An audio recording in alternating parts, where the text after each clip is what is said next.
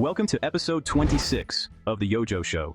This episode cuts deep, controversy, geopolitics, and a few jaw-droppers. We expose the headlines you didn't know you needed, laughs included, truth guaranteed, lots of sharp takes, and detailed opinions, and big picture context. Thanks for joining us. Brace yourself. Tech, politics, health, it's all here. Join millions shocked by the YoJoe Show's unfiltered truths. Smash that subscribe button now and blow your mind. Hey, everyone, and welcome to the YoJoe Show Podcast. Hey, Joe, welcome to episode 26. How you doing? Welcome to Hearts Beating, Lungs Are Working. How you doing? I'm awake and alive and ready to get this started. Congrats on 3 million channel views. It's huge. Yeah, 3 million. Less than 10 months. Yeah, we appreciate all of our audience sticking with this and consistently watching all the episode shorts and other content that we put out there. So you keep coming and we keep producing more content. And here we are. Let's kick off this first episode of the year with just a little intro video, just giving a taste of some of the things that are going on out there. We'll have a lot more, but let's start with something just to get us in the mood. How does that sound? I'm ready to go. All right, here we go. Let's launch. The official formation of what is known as the Board of Peace. This board has the chance to be one of the most consequential bodies ever created, and it's my enormous honor to serve as its chairman. Every country, just about every country, wants to be a part of it. President Trump presiding over the signing ceremony for the brand new Board of Peace in Davos. That was earlier this morning. His goal for the board is to promote peace around the globe. 25 countries make up the initial membership, but the president says all are welcome to join. And the president is about to board Air Force One to head back to the White House now. Over the course of about 2 days, he accomplished what few believed was ever going to be possible. He successfully cut a deal on Greenland. On Tuesday, CNN interviewed Timmy Macklin. He's the father-in-law of Renee Good, the woman killed in Minneapolis last week after she hit an ICE agent with her car. The CNN anchor seemed to be trying to get Mr. Macklin to denounce the Trump administration for not bringing charges against the ICE officer who shot and killed Renee Good. But Mr. Macklin declined to go on the attack. In fact, he declined to attack anyone. It's just a hard situation for everybody. Becca, she's a great person as well. I don't have any enemies. I love everybody, and that's what the Bible tells us, love our neighbors as we love ourselves. I think there's some bad choices, and the word says, for the wrath of God will come upon the children of disobedience. And I don't blame Ice, I don't blame Rebecca, I don't blame Renee. I just wish that if we're walking the Spirit of God, I don't think she would have been there. Mr. Macklin, obviously a devout Christian, had only kind words for everyone involved. Notice how gently he chides the decisions that he did not agree with that led his daughter-in-law and her partner to be at the ICE protest. Notice how lovingly he spoke of this gay couple, despite how tightly he holds his religious beliefs. This country is full of people like Mr. Macklin. This is the spirit of America at its best. Understanding, compassionate, holding fast to one's convictions, yet remaining loving towards those who don't share them. What a role model for us going into the new year. You make jokes about people in prison in El Salvador. These things they speak to the heart of Americans, and what we see people are going through is not a political standpoint to me. We try to see the humanity in people, and it doesn't seem like people on the right side are capable of that. This is what people voted for. We knew very well who Trump was during the first term, where he had the family separation policy, where he was putting children in cages. People voted for that again and again. I'm done pretending that there are people out there who will see this and be outraged by it. The polling numbers just show that's not true. People will say they don't like it, but they showed up to the voting booth and voted for him again and again. Of nearly 70,000 people in ICE custody right now, less than, I believe, 10% have criminal convictions. The data shows time and again that this is an unfair, inhumane policy. And no, Abby, I don't think this is going to make a difference. Scott. Respond to what? What she just said. Look, I'm not going to respond to ad hominem attacks on 70 million Americans who decided to vote Republican in the November 2024 election. I don't think it's right. You come out here, you call people liars, you call anybody who votes Republican, you say they don't have a moral compass. I didn't say anybody who votes Republican. I said the people who voted for Donald Trump. Okay, he's a cannot Republican, be surprised. and he won in November with Republicans who voted for him. So don't back away from your I'm not backing away. I don't think they have a moral compass. That's how you feel, but I'm not. You don't ever have to worry about me backing away from that point. I don't feel like I have to respond to these attacks. In fact, I think you ought to ask her if she really believes 70 million people lack a moral compass. I believe people who saw what Trump did and voted for him lack a moral compass. The numbers have actually increased in the last hour or so. A few thousand protesters have joined from a vigil they were holding. And you can see these young people in the shiny vests. They've actually stopped traffic. They're pretty well organized. They've got walkie-talkies and they replace each other. But basically, they've stopped traffic. So you can see this is expanding now from just one block where the shooting took place. Now it's moving out into other blocks. We were going to pull out of our car and they said, oh, no, you can't go. So you have people in shiny vests really directing traffic, controlling the streets, saying who can go where. No, you can't drive away because I'm in a shiny vest and I'm telling you can't. So we can see who's in control not just of one street where the shooting took place, but now multiple streets as several thousand people have joined this protest from a vigil. Don't take this personally, but everybody just shut the fuck up.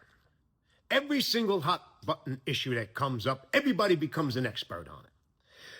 What happened in Minnesota, this woman who is now dead, sadly, she leaves a child and a wife. And it shouldn't have happened.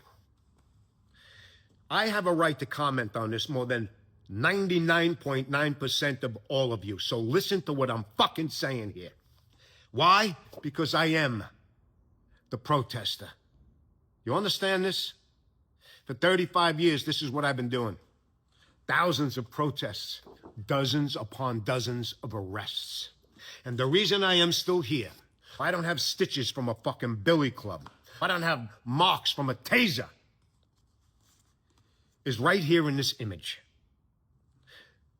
Every single time that I have been arrested, you will notice my hands I place behind my back as I am told when I get arrested. I do not resist. I do not spit. I do not curse. I do not struggle. I do not fight or be aggressive towards the authorities who are there to arrest me, because when we protest, we step over a line that is there, and that line happens to be called the fucking law.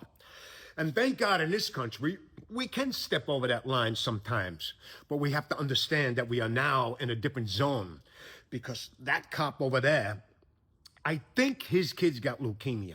That cop over there, I know, was in a bank robbery last night with the thugs, and he got shot at, and he's back out in the street, but he's all high tension.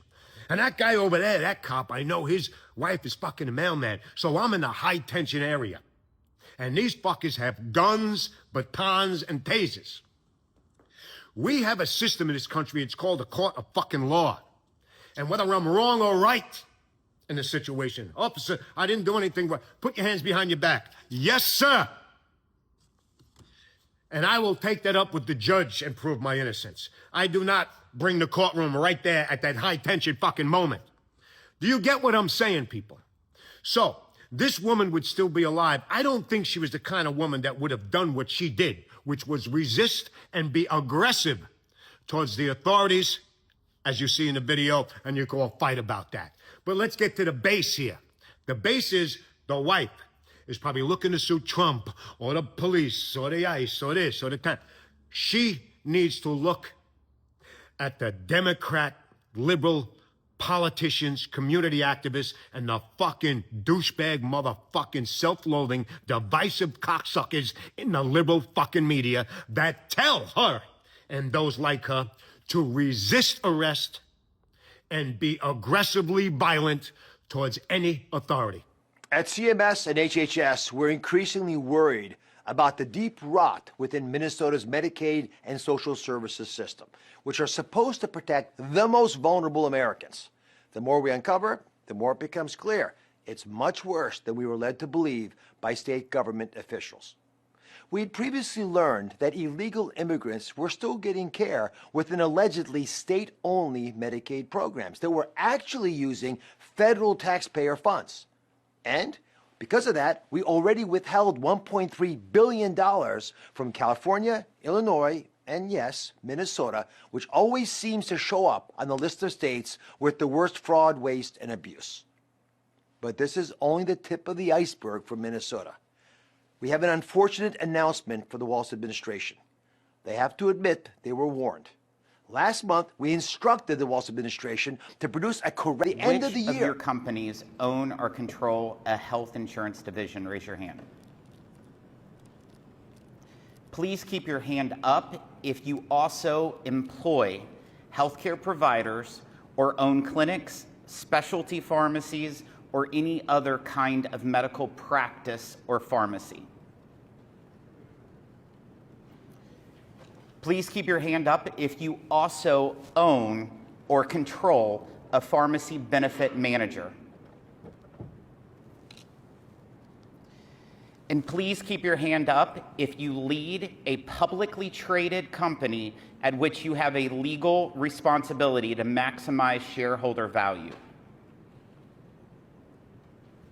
So we've established on the record that the largest health insurance companies are not just insurers. They are also medical providers and pharmacies, diagnosing and deciding treatment for patients. They are also PBMs, another form of middlemen managing drug benefits. They are increasingly controlling every aspect of our healthcare system. So there's no shortage of craziness going on. Yeah, that's for sure. Should we start from the top, the Board of Peace? What do you think of that? Yeah, I think that's a good start. That was obviously in Davos, announced at the World Economic Forum meeting, where Trump had quite the speech. We may want to talk a little bit about that. We don't have video of it. It's long, but it really has one theme: America first. And America's tired of being used and abused, and decisions will be made from now on that benefit the West, not just the United States, but are going to be West-centered if they're coming out of the United States. That's the theme. Yeah, whether Europe likes it or not, essentially. And the talk about Greenland is very interesting as well. In that regard, it's very unlikely that Trump in any way, shape, or form will use physical means, i.e. kind of military aggression, to get Greenland.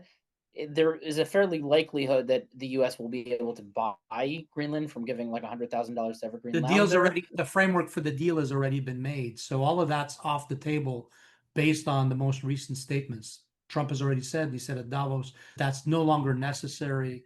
All the tariffs that he threatened on all the countries that were impeding the United States essentially having more control over Greenland, that's all off the table.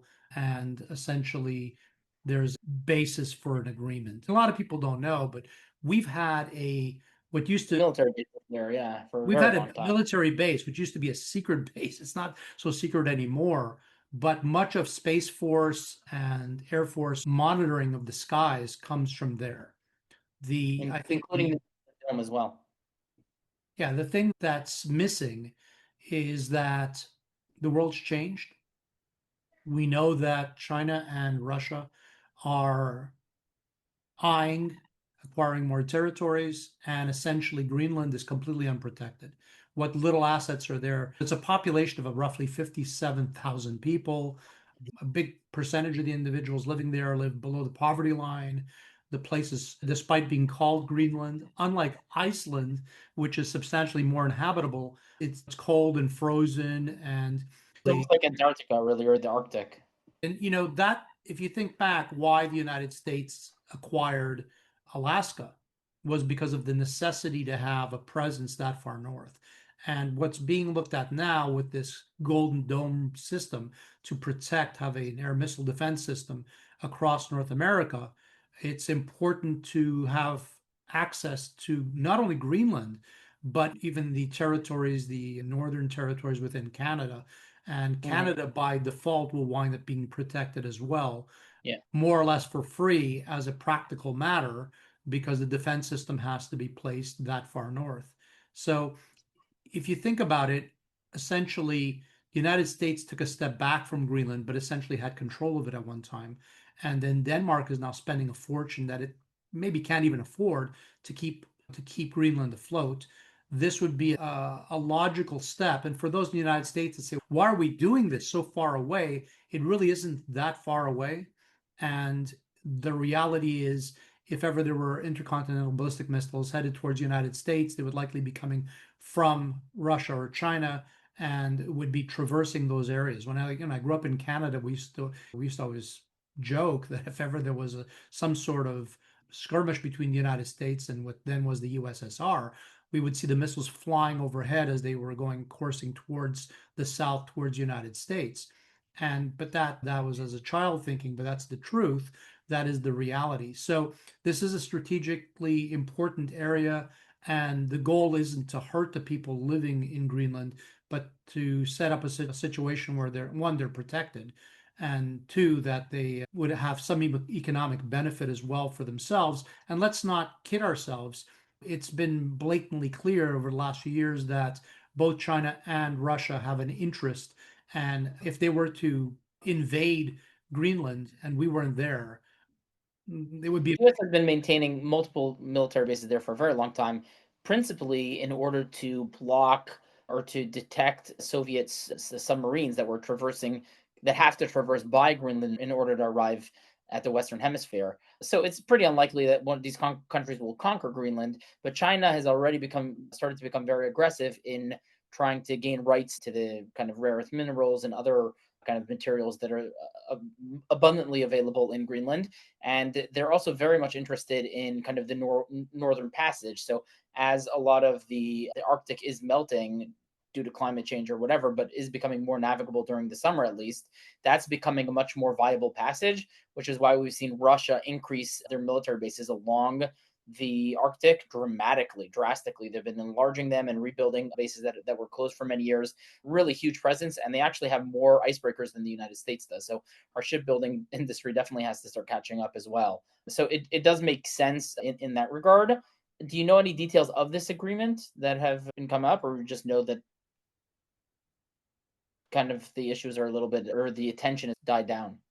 So the details have been sparse intentionally because there isn't a finalized deal, but the gist of it is that the United States would have access to Greenland in perpetuity. It's not for 5 years or 10 years. We would have a permanent presence, and it would be a partnership of some type. Whether or not it becomes a U.S. possession, a territorial possession of some sort, rather, or in part it's partly owned by Denmark, partly owned by the United States. That's left to be seen. There were a number of protests on the island, but it seems that Greenlanders have a population that also would probably fit in with some of the protests here in the United States. We're going to protect our country. We're not going to be colonized. The thing is, they can't survive on their own. If it wasn't for I think it's like over 600 million a year that they receive from Denmark, no one would live there. There'd be no one left. They'd all have been operating towards independence for a very long time. And if they do utilize or enable mining of a lot of the goods that they have there, they can be extremely wealthy in theory. Yeah, the problem is everything is under a lot of ice. They don't have the ability to do it. No matter what they do, they need outside help. They don't have. Yeah, that's a contract international firms, but it's the same with there's a lot of you have to put it in perspective. 57,000 people. There are almost no roads in Greenland. Everything you have to fly by helicopter. Maybe if you're lucky, they're trying to build 2 more. Up until 2024, they didn't have a proper runway to land larger aircraft. Now they do. They're talking of building 2 more airports. They're trying to have some tourism over there. Bottom line is, as a practical matter, the smartest thing would be to partner with someone. And again, they don't have the ability currently to properly defend the island, even with the limited U.S. presence on there. Because neither does Denmark, obviously.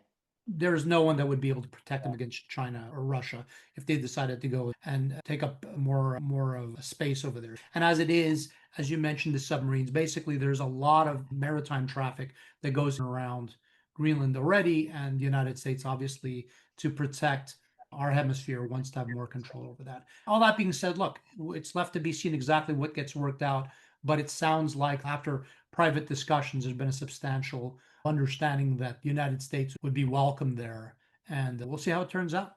Like everything else, this is the Trump way: to make these bombastic demands that kind of knock everybody off their seats and give a stroke to every kind of politician, and then get to a place where the deal is really amicable for all sides involved, typically, especially for the United States, which is that America first narrative. Regarding the board of peace, I'm very unhappy with the inclusion of Qatar and Turkey because they are Muslim Brotherhood states, and to a certain degree Egypt, even though they technically fight the Muslim Brotherhood. That said, the Board of Peace will be involved in a bunch of things, not just Gaza.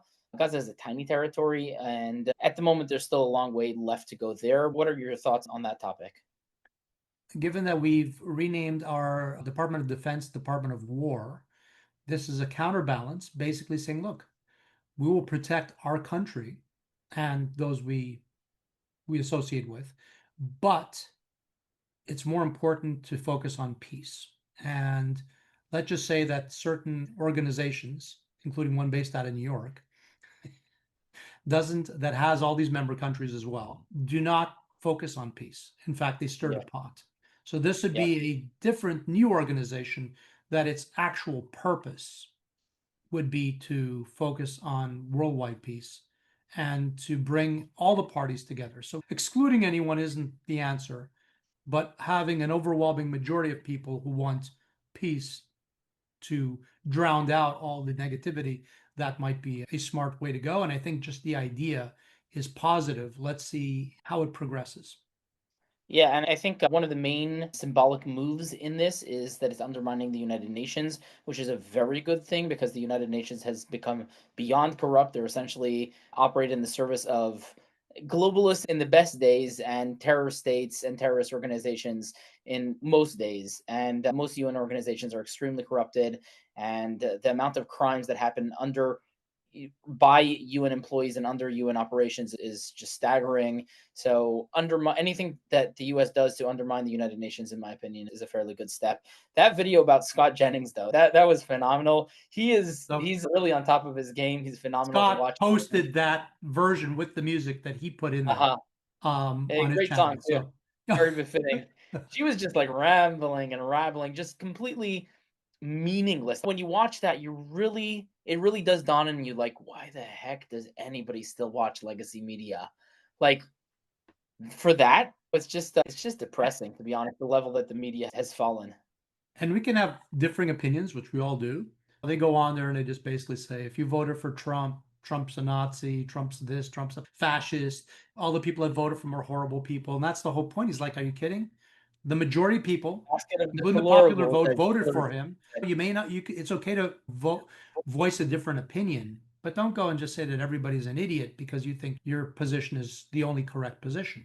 And that's the whole thing. Obviously, he sits on there, as Batya does also on CNN. She shows up on there. And as the counterbalance to what's trying, they do have, again, some of these other individuals on there. It just helps the ratings. That's all they care about. Yeah, and look, it is what it is, but let them speak, let them say what they're going to say. That's okay. And I think when it comes to voices in the legacy media, voices in the elected and community leaders to stir the pot and basically have dissent, that's why when you hear, again, Batya was saying, look, it's refreshing to hear someone just basically saying, look, I'm not going to go there. We're going to work through this, and that's unfortunate that things happen sometimes that are unintended, unexpected consequences, but I'm not going to go out and start making things worse. And then we have a very experienced protester who's an artist and been there, done that for many years, who speaks as it is and pointed out, and this was before the second incident that just happened a day ago where a second person died because of the interaction with ICE. This was before that, but it's the same message. And the visibles, at least on that one, don't look as good for sure compared to the situation with Miss Good, which was much more straightforward, I would say. I would tell you both of them are the same. Okay, it appears from the latest videos that I saw, and it's left to be seen for sure, but that with the group of agents, Border Patrol or ICE, that were with this gentleman, I saw a video where he was pushing back as they were pushing him towards the sidewalk. He was resisting and pushing towards them. Not smart. Second thing, he gets on the ground and one of them takes the gun, apparently takes the gun away, and he gets shot perhaps after that. I don't think, I'm not an attorney, but I don't There's think an image really where you just see like an ICE agent with a gun to his head. It looks like he was basically assassinated almost, and the optics are definitely bad. But the optics have nothing to do with the law, and the optics have nothing to do with the reality. Let's think about it. I don't like the narrative saying we showed up at a protest with a concealed weapon and extra magazines. That's ridiculous. This is America here, hello. So I'm not going for that narrative. However, here's the way I look at it. If you're carrying a concealed weapon, or carrying, certainly if it's plainly visible and it's open carry, but even for a concealed weapon, first of all, that comes with tremendous responsibility. If you're going to go into an environment, okay, like that, you're going to have to be 1,000 times more careful. And then if you have interaction with any law enforcement, there's only one possible thing you could do. Hands up. And say, do not resist. Say, I'm a concealed weapon permitted. And he didn't apparently even have any ID on him, which I didn't look it up, but I'm assuming in a state like Minnesota, you would be required to have your concealed weapon permit while carrying. So it's suspicious as to why he didn't have the ID with him. Let's just give him that he forgot it at home by accident. But all that being said, okay, if there was any sort of contact with law enforcement, there's no possible other explanation but do not resist, do not fight. Don't say I have a gun. You say I have a concealed weapon permit and I am carrying. I'm not a threat. I'm not a threat. Repeat that a couple of times. Have your hands up. Okay. That's it. That's the only possible way to have an interaction like that. Undercover police officers have been shot. And these are considered lawful good shoots because the other cops didn't know this person was undercover. Okay. And they saw a gun and the person was acting in a way that they perceived a threat. So if you're in that situation and the police or law enforcement officers at the time perceive, and any reasonable person would say, could you see that law enforcement officer in that moment perceiving a threat? And if the answer is yes, then they can use lethal force to push back. They did take away his weapon first, so that's one thing. And that doesn't from a legal framework, I don't think that's the point, because it's unclear to the other officers whether they knew. The one who took it away may have not, in the mayhem, it may not have been clear to the other ones. Okay. That's what people don't get. They're like, oh, look, if the officer that discharged the weapon was not aware that there was, and by the way, you don't know that there's any other weapons on there in the moment. It all has to do with in the moment, what would a reasonable person in that situation do? Okay. This guy was kneeling. He was handcuffed. He was surrounded by eight ICE agents or something. Maybe not handcuffed, but almost. And it was basically right to the back of the head. He may have been reaching for where the weapon was. They may have seen that there was extra magazines. They didn't know if there was any other weapon there. Look, bottom line is, I spent almost a decade on the road as a paramedic and an EMT, and I can tell you, you just never know. Okay. And the bottom line is, the simple answer to this is, as tragic as and wrong as it is, okay, because no one wants to see anyone lose their life.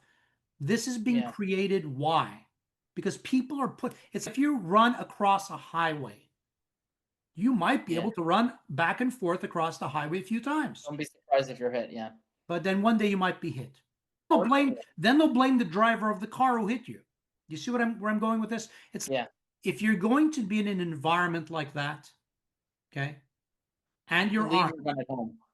Well, and if you could be armed, but if you are, and there's any altercation, even with other people, you better watch out.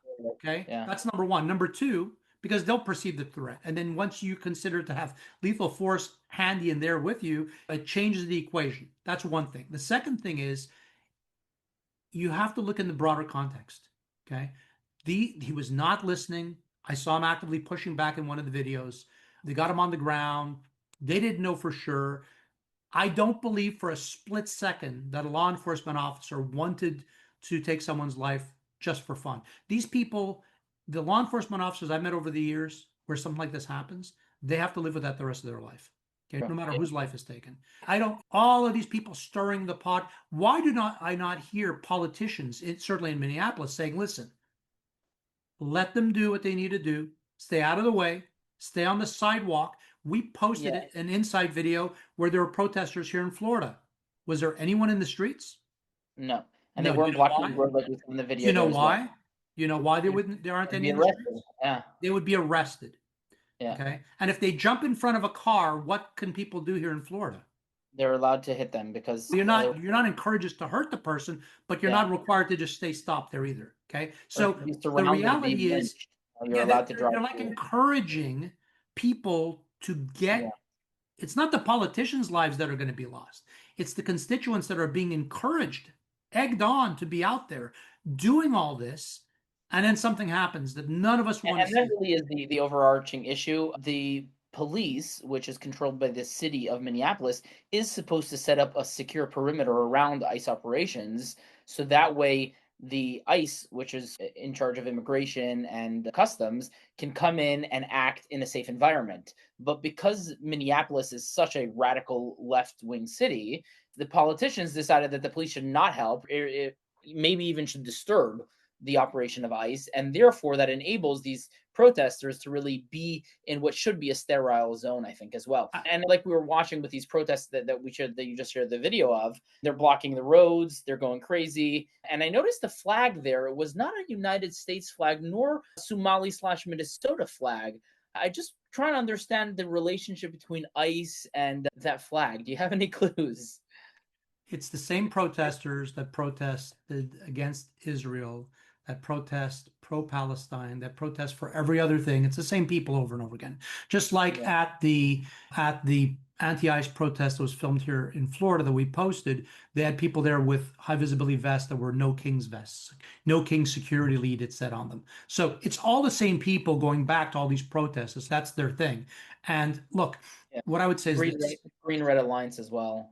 The state of Minnesota has said repeatedly that they do honor ICE detainers. They do allow ICE to come and get people that are in their state prisons. However, the counties apparently do not.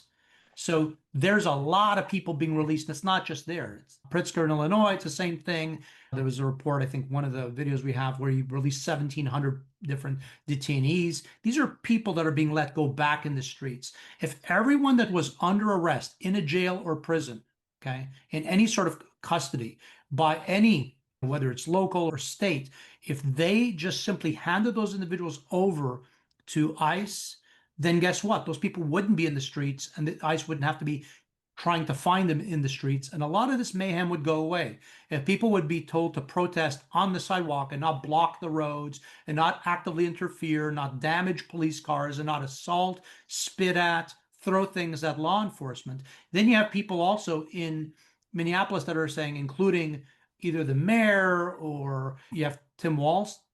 He said, oh, ICE isn't law enforcement. Of course they are.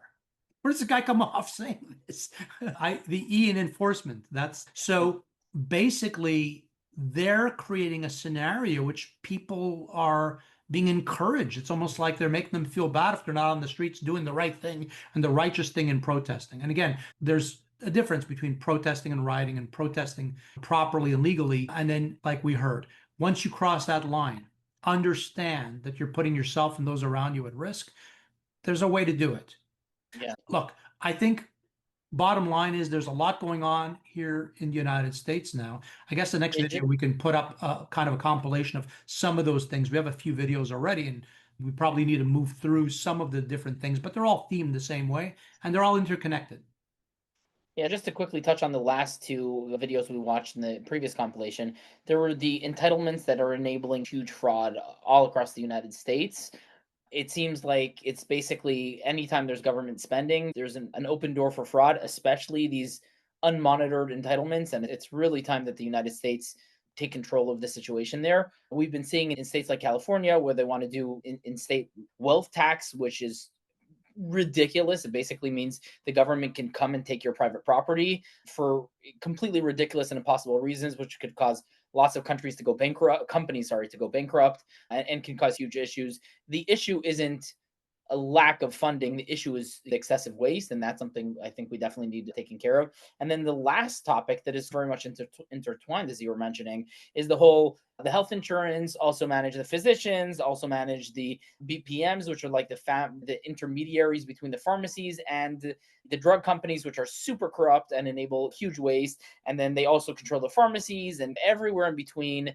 It is just sickening, the situation. If there's one horrible thing about living in the United States, it's the cost and situation of healthcare. The quality of healthcare is remarkable, but the costs are unbearable compared to any other civilized nation on planet Earth. And it is because of this corruption that was enabled kind of decades of this uniparty government situation that were enabled all of this corruption, where one company is behind everything that like we just saw in that video. Do you want to touch on either of those stories quickly? Yeah, I would just say that I disagree about it being so great, the healthcare here in this country. The quality of care, unfortunately, has been co-opted and is controlled by the same corruption. Okay. Most cancer treatments, the person might survive their initial cancer diagnosis. Within 1 to 5 years, they have metastasis and progression of the disease because of how it's managed. And because of the metrics and how they look at things, they don't care. They consider it a success. It might be financially, but it's not for the patient and their families. I've seen this over and over again. Decisions are being made based on corporate greed. There's the health segment today is going to touch upon the new food pyramid and the changes that are necessary, which we've been talking about for a long time. And finally, there's been some changes made to this. We'll just touch upon that. We'll cover it more as the year progresses and we see where things actually wind up, but that was a needed thing. All of this speaks to the same basic problem, and that is essentially co-op and corruption of government programs and government money. SNAP. Who benefits historically from this? The beverage industries, the Coca-Colas, Pepsi-Colas of the world, because people who are receiving these funds to be able to eat and feed their kids, they're going and buying junk food, which then only makes them sick and obese. And then it helps the drug and medical industrial complex, if you use the fancy terminology that people will levy on it. Again, all of these things in this episode have a basis of connection somewhere, but that's all I would say with regards to healthcare. Healthcare, it's not that we don't have the technology or the means, it's that unfortunately sometimes the medical decisions, as we saw during COVID, the decisions were not being made in the interest of the patients. Yeah, that's the sad reality. And it's not that we're better or worse than all the other countries. Every country has some level of this. It's for the first time I see so much energy at trying to do something about it, but talk is cheap. Let's see where things wind up. Yeah, on the topic of the medicine, though, the one really good action that Trump did take is forcing the drug companies and all Western, at least wealthy ELCD countries to have an equal price on drugs as the United States. Until recently, the United States price for every single drug was basically 100 times what it was in most other Western countries, sometimes drastically more compared to what it was in third world countries. That was a very good action, which should help only if the BPMs and the pharmacies and all the other corruption we just saw don't get in the way too much. Yeah, so some of that, like most things, it's only half true. So this was favored nations pricing. So the idea is that we should be, so yes, the net idea is that other countries' rates go up a little bit and the United States comes down because you could be paying $200 for a medication that could cost $8 in Mexico or Canada or in Europe. So that was ridiculous. The problem is that a lot of this won't directly benefit all patients if they have insurance. It's really crazy that if some people are uninsured, they can pay less for something than if they are insured. And that has to do with, again, the mechanisms you mentioned. These PBMs are the middlemen that are owned by the insurance companies that control the pharmacies. And then you have situations where now in the United States, we have one of our major insurance companies and a pharmacy are actually the same thing. So anyhow, I think these are all things that, as long as we're aware of, always listen to the headline, but always understand that it's probably not as straight cut and simple as we think. A lot of times, no good deed goes unpunished. Let's put it that way. Yeah. Let's take a look at some of these other stories, because there's a lot to cover. You have an individual from Laos, illegal alien convicted of violent sexual assault of minors. A Salvadoran convicted of 3 counts of homicide. Another Laos convicted of sexual assault of a girl under 13 years old and procuring a minor for prostitution. You have a Mexican illegal convicted of homicide, a Sudanese illegal convicted of homicide, another Mexican national convicted of sexual. This is Operation Pull Up, more of a clandestine operation. We show up somewhere that is a key location. They don't expect us to come there, and then we disrupt business as usual. So that's what we're about to go do right now.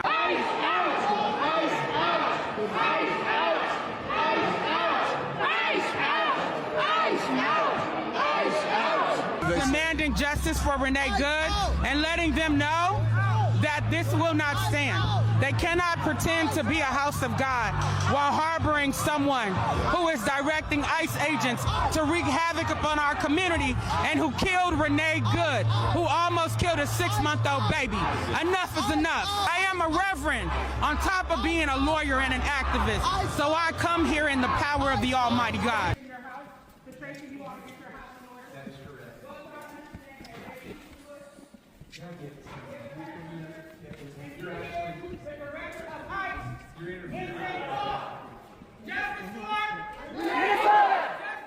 Renee Good! Renee Good! Renee Good!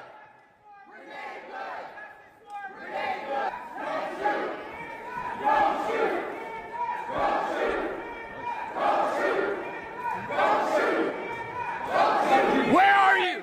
Where are you? Where are you? Where are your people? Why are you not at Whipple every day fighting for the humanity, standing for our people? Where are you? You drink your coffee, you got your jewelry, you have your nice clothes, but what do you do? What do you do to stand for your Somali and Latino communities? I'm not going to comment. You have no comment, exactly. You...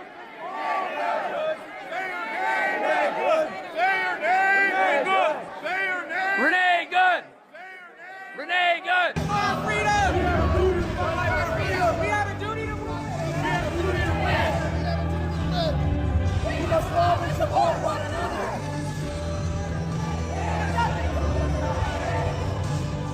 All these comfortable white people who are living lavish, comfortable lives while children are dragged into concentration camps. You're living real life, nice lives with your lattes, doing absolutely nothing for your Latino and Somali brothers and sisters. You come here to a man wearing a suit. Is a preacher? Did Jesus wear a suit? Did Jesus profit off the words?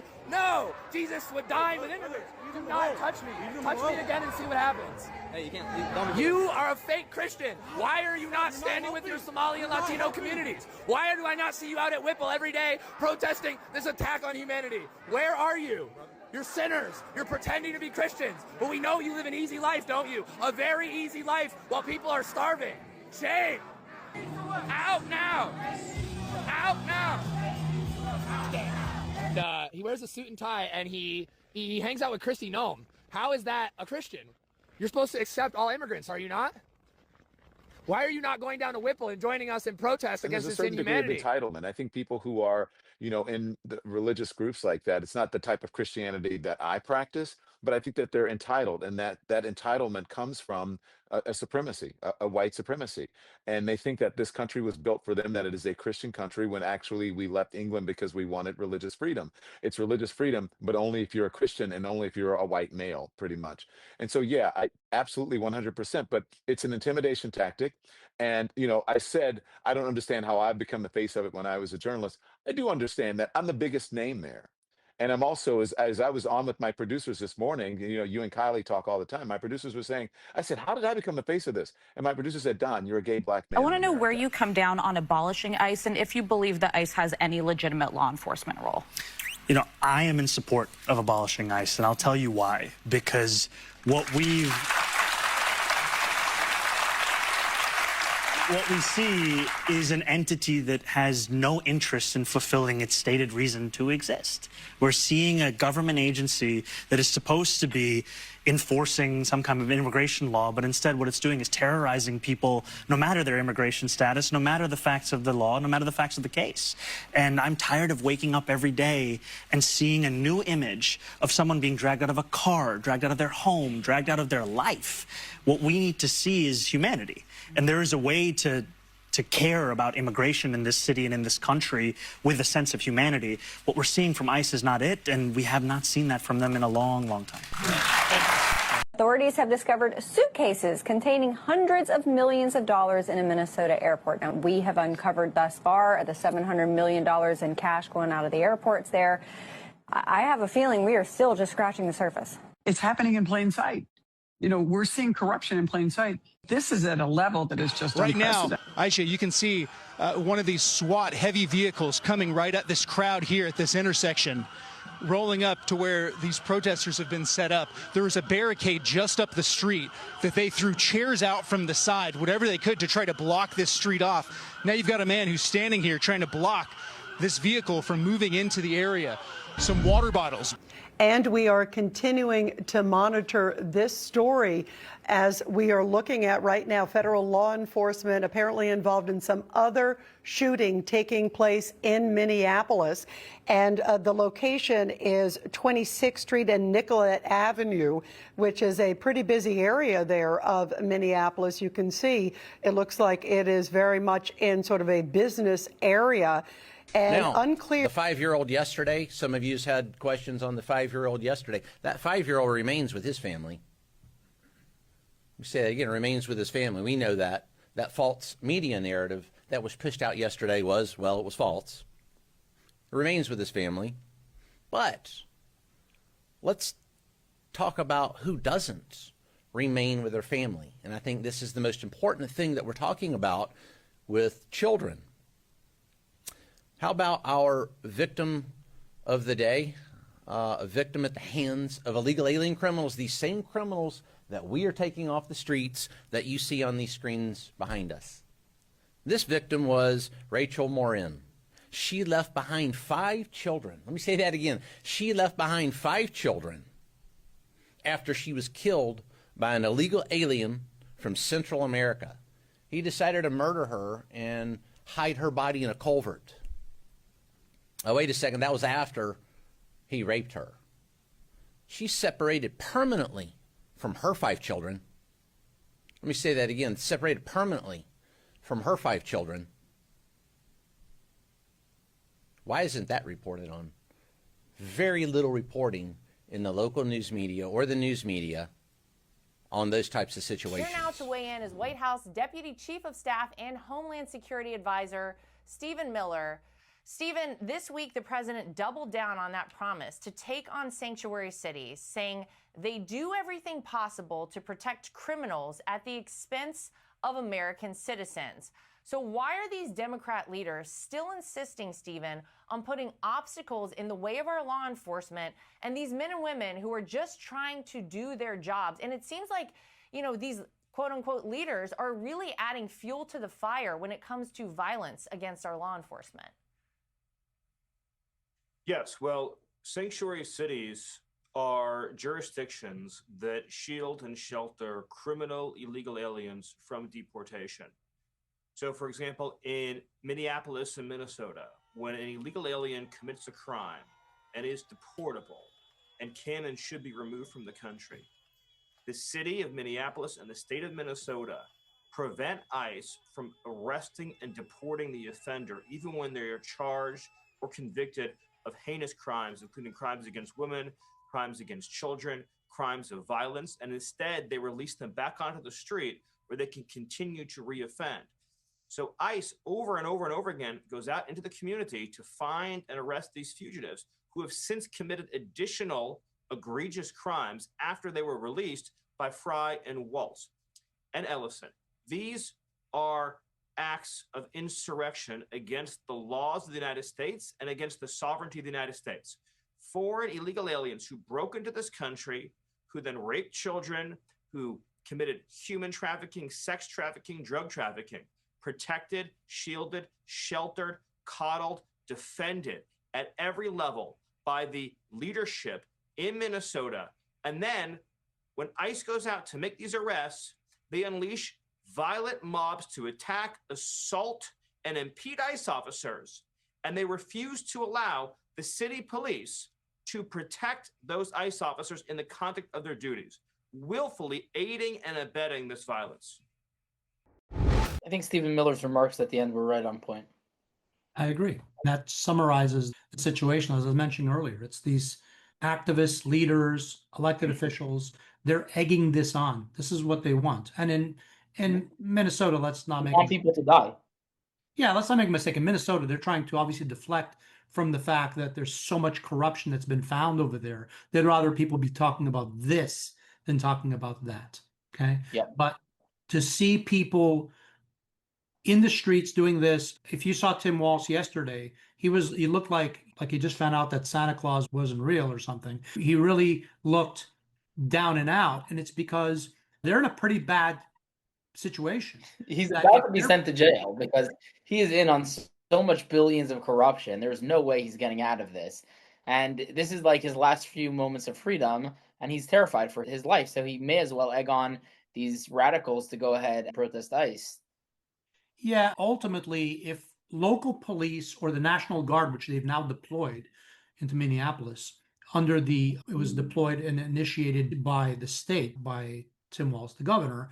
The reality, if they put their police and their National Guard in the streets and there's a skirmish of some kind and someone gets hurt or worse, now they are going to have the same answering to do as the federal forces that are there, and they don't want to be put in that position. It's easy to sit back and criticize when you're not there, being spat on, having people throw things at you. There's a limit to what even their local police is going to be able to tolerate, and that's why they don't want to be put in that position. They really don't. Yeah, I think the first clip we watched with showing all of the sex offenders and the rapists and the pedophiles and the murderers, it really shows the importance of ICE operations.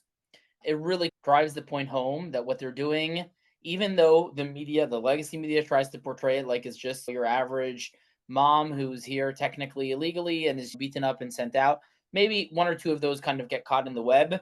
But the vast majority of people that they're targeting are real hardened criminals that we do not want in our country. And our countries, our societies are usually historically were very safe societies because they didn't contain these people until the last 30 years, but specifically under the Biden administration, when these people were imported in bulk by the federal government, which is just horrible. I think we also saw the Mamdani on The View, where he says ICE is doing the opposite of their job and they're not doing their job, and that's why people are mad. I'm like, how much of an idiot can you be? Because what ICE are finally doing is their job.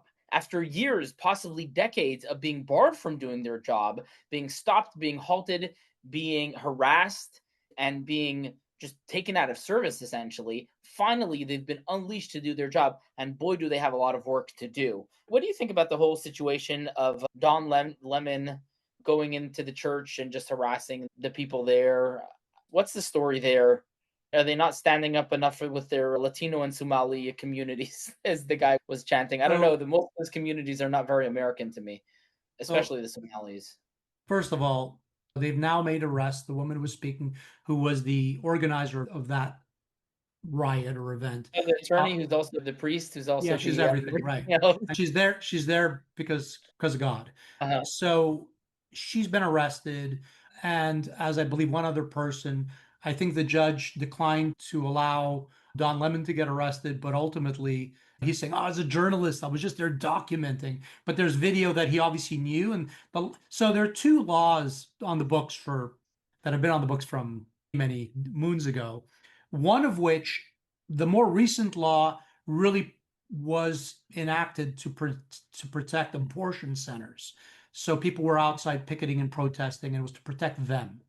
But in order to pass that law, they had to have some concessions. And one of them was that same law protects houses of worship.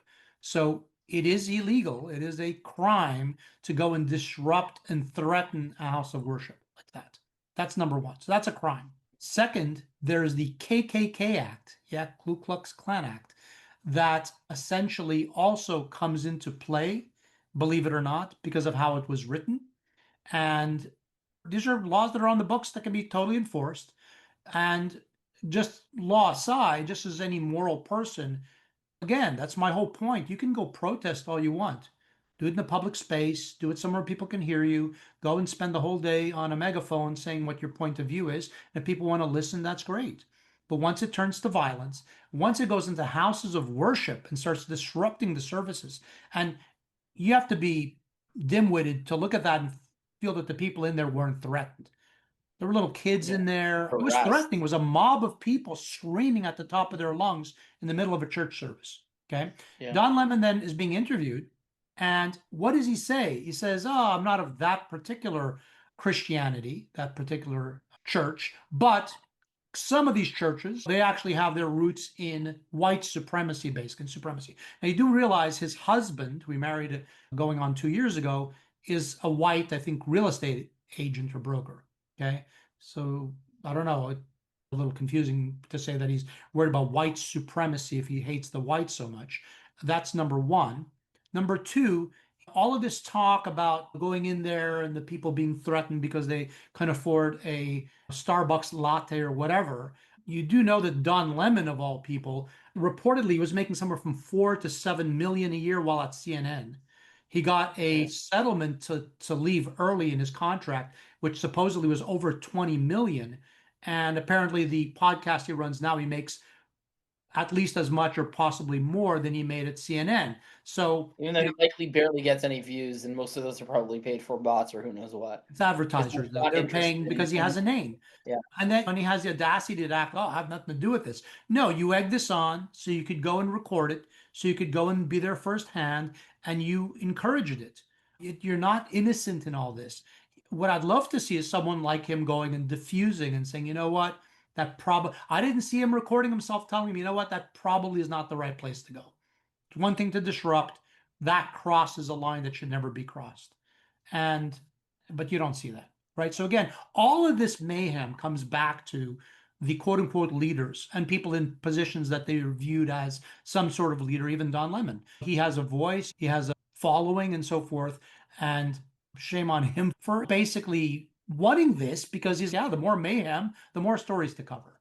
I guess he'd rather do that than a gardening show. So he'd rather have people screaming in the streets and have all kinds of violence. But look, there's a lot going on. We know there's a lot of corruption all over the United States with these social programs.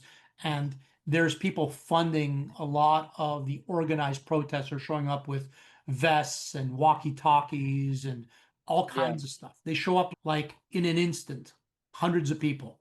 Okay. And people that are out there that are YouTube/independent journalists, there's tons of reporting where they've seen the same people at all these different types of events for all different things, but it's the same people coming and protesting. And mixed in that are the people in the community that have been basically told by the legacy media and their elected officials that they're bad people if they don't go and do the same as well. And they're allowing those individuals to put themselves in harm's way. They don't know the risk they're taking. They're crossing all kinds of lines, and they're doing things that normally they would probably never do because they feel they have to, because they've been brainwashed into thinking that. It's just sad to see. There's nothing positive in any of this. But we have some more video. So just for the fun of it, I pulled up Don Lemon's podcast. I was just curious to see how many views he gets on an average video. And a lot of his videos, he's getting 4.1 thousand, 20,000, 13,000. Some of them go up to 80 or 90,000. Occasionally, they'll pass 100,000. He has 1 million subscribers because he has a big name. He's been on TV for a very long time. 36,000, 24,000, some 100, 200,000, but those are pretty rare. But the fact is that the advertisers, all these big brands, probably give him millions and millions of dollars, even though he's getting as many views as we'll probably be getting in a few months from now. We're already at the low end of his spectrum, and our good videos are already at the high end of his spectrum, and we're nobody doing nothing, you know what I mean?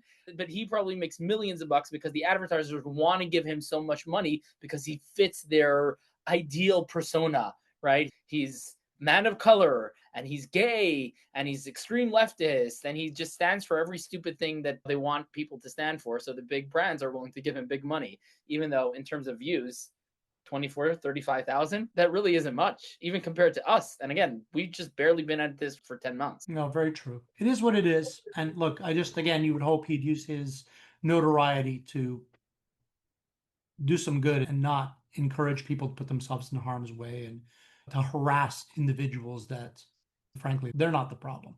Anyhow, let's take a look at some more so we can discuss. Here we go. Thank you. As I listen to the witnesses answer questions today, I'm struck by the truly breathtaking amount of fraud, the scope and scale perpetrated against the American people by Somalians in Minnesota, screeching Democrats, like you just heard, at our witnesses. Democrats on this committee don't want to talk about Minnesota fraud because Minnesota fraud is Democrat fraud. You're going to make a great host on MSNBC. You're going to be great. And this is a cover-up. I mean, the very definition of cover-up. And so while we're still trying to understand the scale of the fraud, it appears that the amount of fraud we are talking about could exceed the size of GDP in Somalia, the size of its economy is what we're talking about. So let that sink in, the amount of fraud we're talking about. My first question is this, Mr. Balyu, this afternoon. Should Somalians in Minnesota be required to speak English, their citizens? Yes or no? Should they be required to speak English if they're American citizens? I think that question is really inappropriate. Should they? It's not inappropriate. This is the United States of America. Do you speak English? Should Americans speak English? Okay, my next question is, should Somalians who committed fraud be denaturalized and deported, Mr. Balyu? Again, Yes I'm not or sure no? that's an appropriate question because the majority of Somali So if you Minnesotans commit are fraud in citizens. this country and you are here from Somalia, you don't believe they should be denaturalized and deported. How Again, much most- fraud would it take for you to want to denaturalize and deport someone who committed fraud in this country? How much? Again, A Ms. billion? Mace, 9 billion? 19 billion? What would it take for you? most Somali Minnesotans Hmm. are citizens. Right. And the ones that committed fraud, the question was, if you understand English, should be those who committed fraud, should they be denaturalized and deported? The Somalians who are here, the ones that can't speak English. Yeah, so under U.S. law. Okay, the my next basis- question for Excuse me, you Can I please finish the is, question? no, you can't because you're not answering the question. My next question is, this is yes or no. If you marry your brother and you commit immigration fraud, should you be denaturalized and deported? If you Again, commit immigration fraud, yes or no? Again, that question seems really inappropriate. And if I can get Well, back you to can't your answer my question, so that's probably more inappropriate. Can you name one significant contribution to Minnesota from a Somali immigrant who can't speak English? Absolutely, yes. But again, this is... You didn't name one. All right, so my next questions are going to be for the Honorable Ms. Robbins. Good afternoon. Thank you all for being here today. I heard some discussion earlier about Al-Shabaab and the discovery that you believe some of this money that was defrauded the U.S. government went to Al-Shabaab. Is that correct? Did I hear that right? Yes, it's been proven. How much money are we talking about? You know, we don't have an amount. So there's been specific cases where it's been charged where we have an amount, but then of the millions that go to Somali over the years in remittances, a portion of that we understand is taken as sort of a tax or corruption by Al-Shabaab when it enters the country. Can you explain to us who Al-Shabaab is? It's a terrorist organization in Somalia. And they're affiliated with Al-Qaeda, is that right? My understanding is they are. I am on the DNI website where it tells me that since 2014, Al-Shabaab has killed more U.S. citizens than any other Al-Qaeda affiliate. And as of 2025, Al-Shabaab, this group, is Al-Qaeda's wealthiest component. Can you believe that? Yes. And that American tax dollars through Minnesota, through Governor Tim Walz, who shamefully had to resign from his reelection the other day.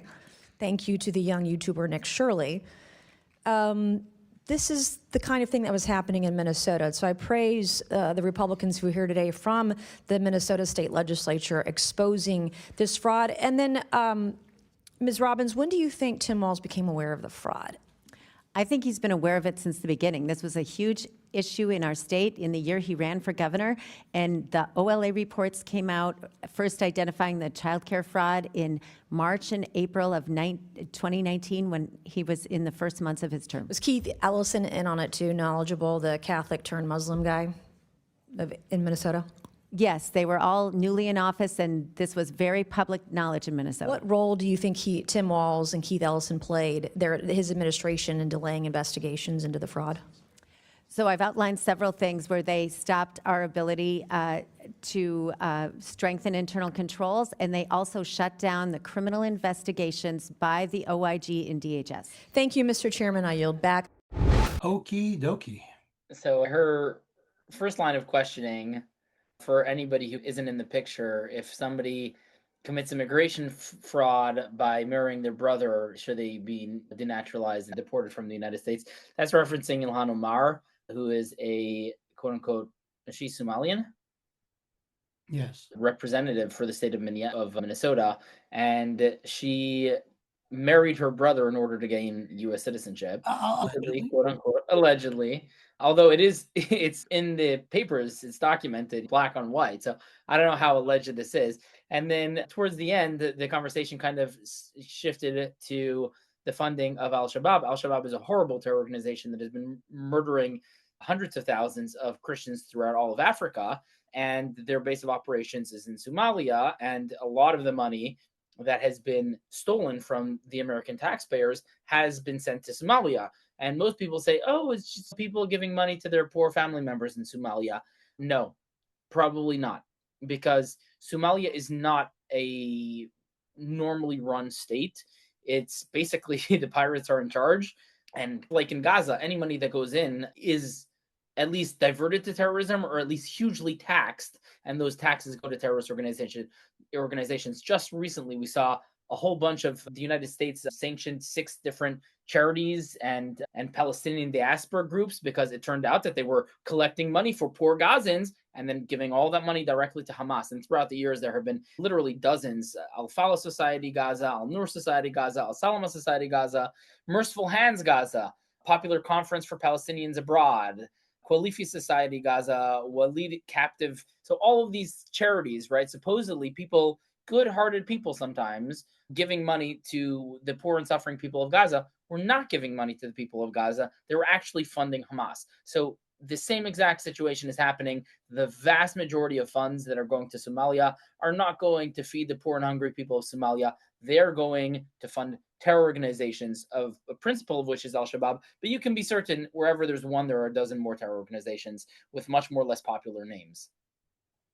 Yeah, no, listen, bottom line is there's an identified trail of money that's moving into Somalia, and a lot of it is known to go to these organizations that are coming from our taxpayers' money. That's the crazy part. Right.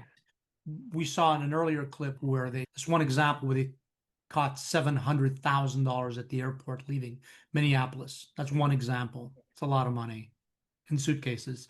And like you point out, this isn't that somebody became wealthy because they were very successful. This is because they got money in these programs that didn't actually serve the people they were supposed to serve, either daycare, transportation companies, housing firms that were providing some sort of housing. New York has issues. Texas has issues. It's all over the country, and it's not only left-leaning states, but those are the ones that seem to have by far the most amount of abuse.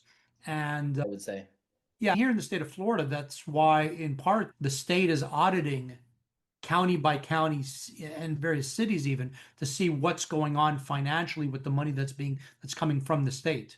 And they're looking for waste, fraud, and abuse here. And the state has actually found so much, it says, that it's considering abolishing property taxes, at least for some people here in the state of Florida, because they said that they could get away with doing that to help those individuals that want to be able to have a house. Because all the municipalities have to do is have less waste, fraud, and abuse, and they would be just fine. That's the story, and that's the narrative that's being suggested as an impetus to get rid of state taxation on property taxes, which basically benefit the local communities, but have a framework with the states. Look, ultimately, it's interesting to see what the mindset is, but as it stands now, up and down the ladder in Minneapolis and in the state of Minnesota, there's been literally thousands of people that work for government that have come forward and been whistleblowers. That set up an account on X where they were posting a lot of this information. So it's not like 2-3 people, they were disgruntled employees. No, we're having like over 1,000 people that have come forward as whistleblowers, and they're basically they're bringing the receipts showing this is how it was done. This is what was going on when Tim Walz got into, and the Attorney General Ellison got in at the time. So they can't say they didn't know about it because it was already there. And it was actually something that was discussed when they were running. And not to mention airport employees that have been saying that what we just caught of one man with a Right. suitcase of that's 700,000. what I was just mentioning. Yeah, it's Right. like this has been going on for years. Thousands of people, thousands of Somalis going for there and back every single week, and nobody ever tried to do anything about it. They were basically like a protected class almost in the airport. The employees were told not to touch their bags. It's just ridiculous. It must be billions of dollars smuggled out. I want to play another clip because if you're thinking that the idea of government controlling everything and government running these programs, that you can trust them, we now have a new mayor in New York City, our biggest city, or one of the shining cities in this country that's been one of the proudest places for the United States in years past. Historically, yep. It was a great place. Yep. It's had some decline. It's had some issues. It got a little better now. Now we have someone who's a declared Marxist, essentially, there, who wants to have the government running everything from grocery stores to. Let's listen to Bill Maher, what Bill says regarding some of the thoughts about the people that the city government is putting in place and the position that they're taking. I wonder how this is all going to work out over there. Let's take a look. It matters that the mayor stands by, and I assume stands with, someone who says things like, if you don't believe in the government's sacred right to seize private property, it's over. Seize private property. Home ownership is racist. Elect more communists. Private property, especially home ownership, is a weapon of white supremacy. Really? Even among the 20 million black Americans who own their own home? I mean, these are the kind of utterances I might forgive as something a dumb white girl said while she was at Bryn Mawr. Because it's the kind of privilege hating you can only learn for $95,000 a year. But these are statements made as an adult. Yes, for co-eds from elite private colleges, you're only a lesbian until graduation, but the communism lasts a lifetime. Democrats seem to be having this debate whether or not Mayor Mamdani is a socialist or a democratic socialist. Let me settle it. He's a straight-up communist. How do I know this? Well, I'm reading between the lines when one of his major advisors says, elect more communists, which is fine. It's fine. It's a belief system. He's allowed to believe it, and people are allowed to vote for it. But if liberals deny it, like he's just going through a goth phase, they're going to lose more elections. This is not a communist country. And this is the pendulum never lands in the middle problem I'm always bitching about. Really, the choices we get here are either the worst version of crony capitalism or communism, either a side deal for the Trump family every time he does business overseas, or the lady who says, impoverish the white middle class. Oh yeah, there's a great campaign slogan for you. Honestly, as New York mayoral races go, I was less creeped out by Anthony Weiner's dick. Yeah, and that was hard to top. So it's worth emphasizing that Sia Weimer, whatever that lady's name is, who says to take away the homes of every white person, her parents, who are basically whiter than a pale white wall, as you can see by looking at her, live in a $1.5 million home. And she was stopped on the street and somebody said, hey, you said we should abolish all white homeowners. We should take away their homes. Do you agree? She says, yes, of course. She says, including your parents' $1.5 million home. And she just basically flipped out and she had a mental breakdown on the spot. So it was, anybody who hasn't watched that video definitely should. It's also worth adding that in addition to Mr. Mamdani being a very well-spoken communist, he is also a jihadist. And we've discussed this in the past. He's met with terrorists. He promotes terrorism. The first place he went after he won the election was to a mosque to help chant pro-terror slogans. I don't know what happened to New York, but boy, are they heading in the wrong direction, don't you think? Yeah, I definitely think, and I did see that video. It's like Bernie Sanders, who is an independent, democratic, socialist, Marxist, definitely, who he used to always be the tax the millionaire, tax the rich.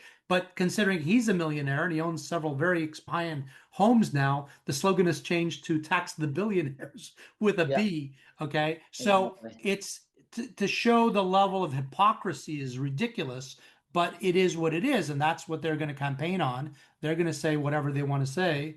And they just figure people won't bother checking or doing the math to figure out what they're saying makes no sense. Look, all I could say is in other parts of the world that have tried socialism, it doesn't really work. And communism doesn't work out too well for the people living there. It does for the elite. So they're all anti-fascist, anti-this, anti-that, but they're basically trying to create a ruling class that would control everything. Yeah, they would control the grocery stores. Yeah, they would control the homes. They would basically force people to sell their homes to the city. How ridiculous is that? Mulvaney is trying to do that now in New York. Basically, the opposite is not allowing people to sell homes unless it's to like some government, some city type of something. So what has happened is they've gone after some real estate owners that own apartments and so forth, and they're saying, look, we have to take this over. We have to be given the right of first refusal. Before you can offer it to anyone else, you got to offer it to us first so we can see if we want to get it for, of course, a reduced rate, because this owner has so many violations that they've not corrected. The problem in part is it's not that all these property owners are angels themselves, but the city apparently has been made it very difficult for some of these violations to be corrected, and tons of fines start accumulating to force a sale. So that's what happens when you have government doing things for their own benefit, not for the benefit of all. But listen, it's not just here in the United States. Around the world, we've had obviously governments that have been doing things that are not exactly the way we would want to see them, and they do affect us. People think just because it's on the other side of the world, it may have no direct impact. That may or may not be true, but it will have some far-reaching secondary or tertiary impact. And as we proceed along, I'd like to play some of the clips from what's happening more on a global stage, if you're ready for that. Let's take a look. All right, here we go. President Trump said a large armada of U.S. warships heads toward Iran, quote, just in case, nearly a month after anti-government protests began in the country. According to defense officials, the USS Abraham Lincoln and its escort ships were in the Indian Ocean as of Friday morning. Last week, the president appeared to tone down threats against the Iranian regime after he said he'd heard on good word the killings had stopped and the government was halting planned executions of accused protesters. One U.S.-based organization estimates more than 4,000 protesters have been killed so far and that the figure will likely rise. Sam Vinograd joins us now. She's a CBS News national security contributor. So, Sam, what do you make of the president's continued reference toward potential military force against Iran? As we learned the last time that President Trump struck Iran, military action is really never off the table when it comes to President Trump. And there is certainly a lot of chatter amongst security analysts that President Trump has just been biding his time and waiting to put more military assets in place prior to engaging in another military strike against Iran. So while we all wish that we had a crystal ball, we don't. And the president is certainly unpredictable when it comes to using the military assets at his disposal. But we do know this. As of this weekend, there will be more military assets in the region that could serve to deter Iran from responding with force if they are attacked by the United States, and could come to the aid of other U.S. service members currently in the region. So the U.S. will have a much larger military footprint in the region as of this weekend. How can you argue that he's wrong, that Trump really is pulling us back from these rules of the road that we created and that have created so much stability and prosperity around the world? The problem is that all of these people need us more than we need them, and they have taken advantage of us while we have been the ones subsidizing them. And what the president is saying, and what the entire Trump administration went to Davos to say, is that this world order in which you globalize everything, you ship good jobs overseas to China, you import millions of people to undercut workers here, is over. We're done being your patsies. We're done being in a situation where NATO needs us more than we need them. And yet somehow they are dictating the terms of the relationship. That is over. Let's be real. I mean, you're doing a very good job of repeating President Trump's rhetoric, but let's be realistic. For 80 years, we have built and led this international security system, And we have been the biggest. For we have been the biggest and beneficiaries of it. We are been immiserated as a result of it, and no more. That is the whole point. We are the richest and most. We are the richest, safest, and most powerful country in the world. All I will say, Max, is good luck in making that argument to Batya, because I have said this to her many a time. What was your reaction to what he had to say about you? None. I think he said something very different last night.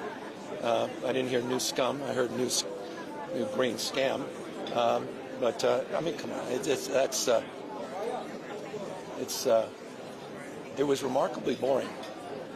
It was remarkably insignificant. He was never going to invade Greenland. It was never real. So that was always a fade. And so he says, well, we should negotiate. Well, everybody here has been willing to negotiate for a year. So it had fire and fury signified absolutely nothing. Even by Trump standards, I was rather curious. You criticized world leaders when you got here, saying that some of these European leaders have capitulated to the president. In the past. You said you should have brought knee pads. What have you heard from them since then? A lot. I heard a surprising number say, glad you made those comments. The exact opposite of what you might expect. They needed to hear those comments and to know that people in America have that point of view and perspective. And so I was very... Do you want to name names? Absolutely, but I'm not. But I would love to. For some time now, and for some strange reason, the West began to turn its back on the ideas of liberty. That is why in this same place in 2024, I stated that the West was in danger as a result of having embraced increasing doses of socialism in its most hypocritical form, which is wokeism. In turn, in 2025, I explained the mental parasites sown by the left in humanity. However, 2026 is the year in which I bring you good news. The world has begun to awaken.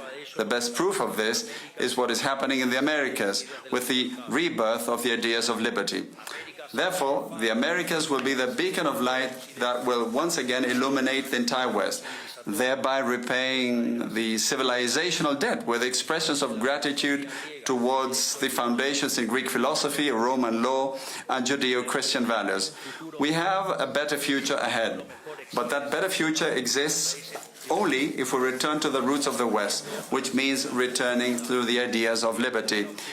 May God bless the West. May the forces of heaven be with us. And long live freedom, damn it. Thank you very much. Long live freedom, damn it. Yeah, amen. And respect to Javier Milei. He is a remarkable president. He's truly an inspiration. I love his optimism. The things he's doing in Argentina are really inspiring. And he really has a phenomenal moral compass. And this comes through every time. Last year, he gave an amazing speech, basically beheading the World Economic Forum in front of the World Economic Forum. And again, there's no problem of a location where decision makers come to talk important things. That isn't the problem. The problem is the whole kind of globalist idea that was behind it for the past 2 decades that now has basically been evaporated under the weight that is the Trump administration and others, including Javier Milei and his phenomenal speech there last year. His positive message is really inspirational. He even quoted like the weekly Torah portion, which was an inspiration to a lot of people as well. He's just a really inspiring president, really, with everything that he's doing. He's very well learned, and he's a phenomenal economist. We saw in that Legacy Media piece where she said that the amount of protesters dead in Iran was 3,000 to 5,000, maybe 4,000. Those are the low end of the numbers that the Iranian state media are publishing, that they're admitting. So Iran, according to Reuters, Iranian official numbers are at least 5,000.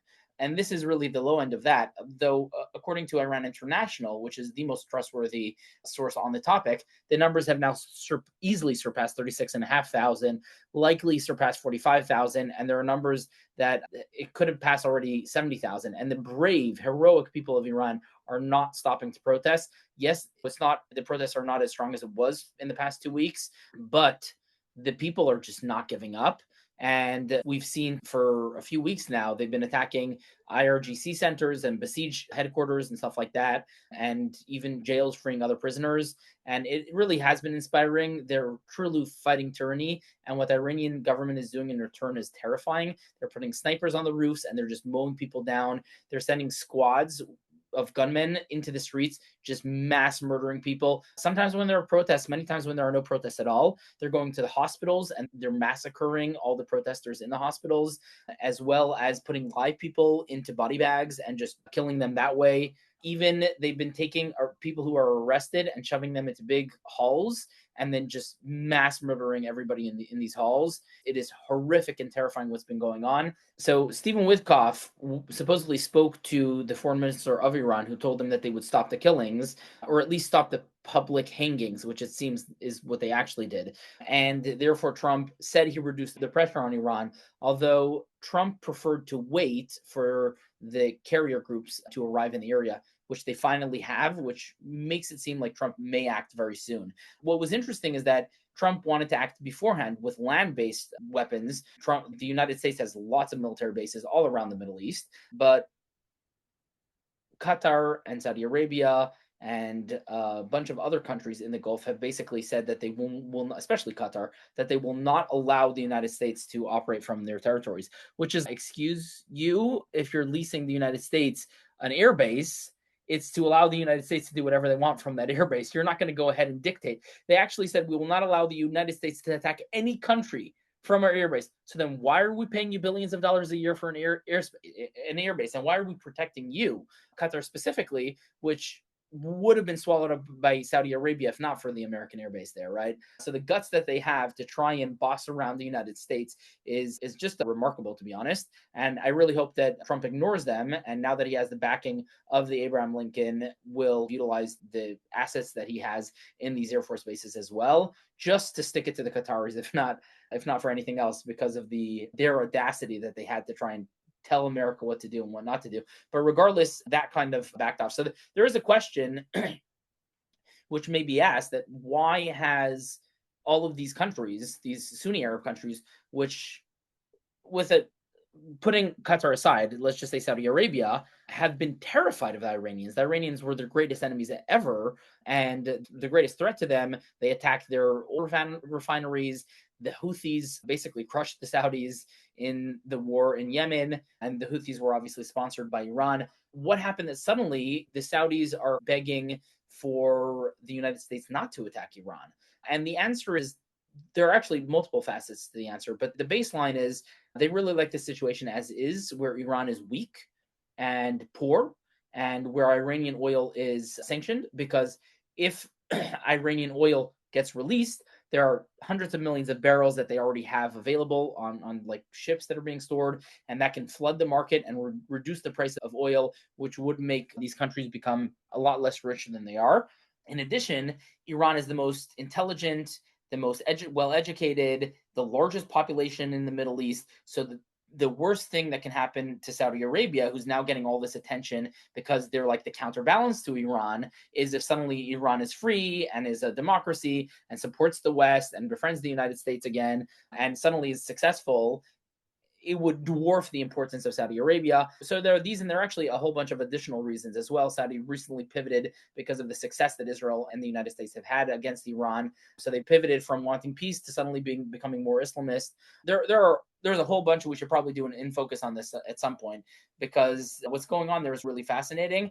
But it seems like hopefully very soon Trump will take action to topple the Ayatollah's regime, because the people of Iran are free. So I just saw something that 50 years ago, 80% of Iranian population admitted that they were Shia Muslims and were proud Shia Muslims. Now 80% of Iranians admit that they are not Muslim at all. We've seen the number of Christians in Iran surge like crazy, even though anytime the regime finds these hidden Christian communities, they basically murder and massacre every single one of them, because it's according to Islam that is required to murder any apostate, anybody who leaves Islam. We've also seen Iranians move to become Zoroastrian, which is their historical religion, but most of all, they become secular. Iran is the most secular country in the entire Middle East, and that's very fascinating. So people who say, oh, look what happened when we toppled Iraq, look what happened when we toppled Afghanistan, it is not the same situation at all. The people of Iran are dying for freedom.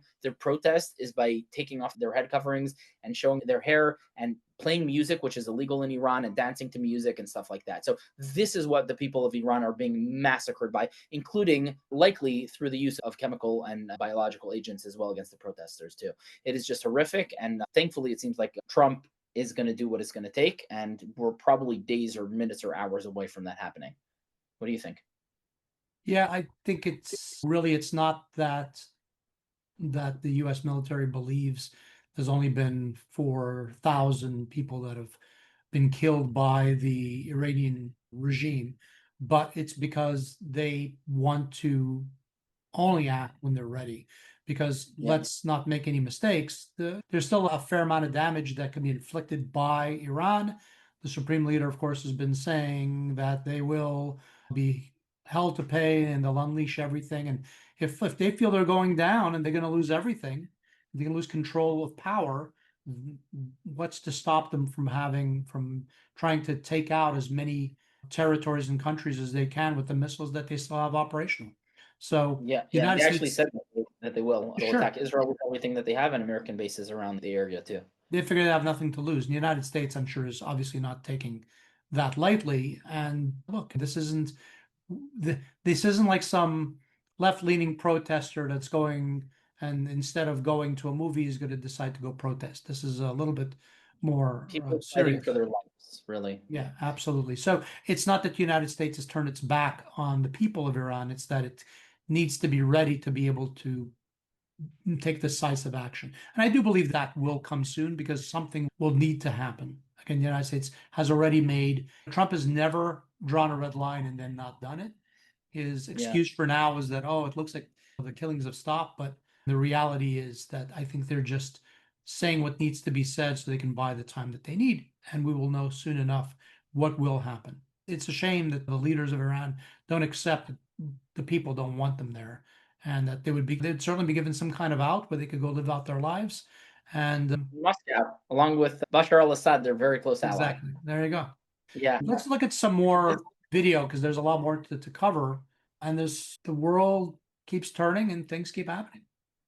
Yeah, just to finish off with the Iran topic, Israel's being ready to be bombarded and are open to that. They're saying, okay, we will take the bombardment as long as it means the end and the freedom of the Iranian people. The Iranian diaspora and Israelis actually really have grown very close to each other. One of the best sources on the topic is a YouTube channel called Tousi TV, Tousi. Huge shout out to him. He does basically live coverage of it every day, sometimes multiple times a day, very in depth. He has sources in Iran. He shows the actual protest, the actual videos of what's really happening there. And he went from a few 100,000 subscribers to now 1.8 million just over the last few weeks. He's a phenomenal source on the topic. So anybody who really wants to take a close look, definitely check out Tousi TV. And let's see what else we have on the menu. Yep, and we'll put a link in the description so people can go and get some inside information, see what's really going on there. Thank All right, you. let's take a look at some more. Here we go.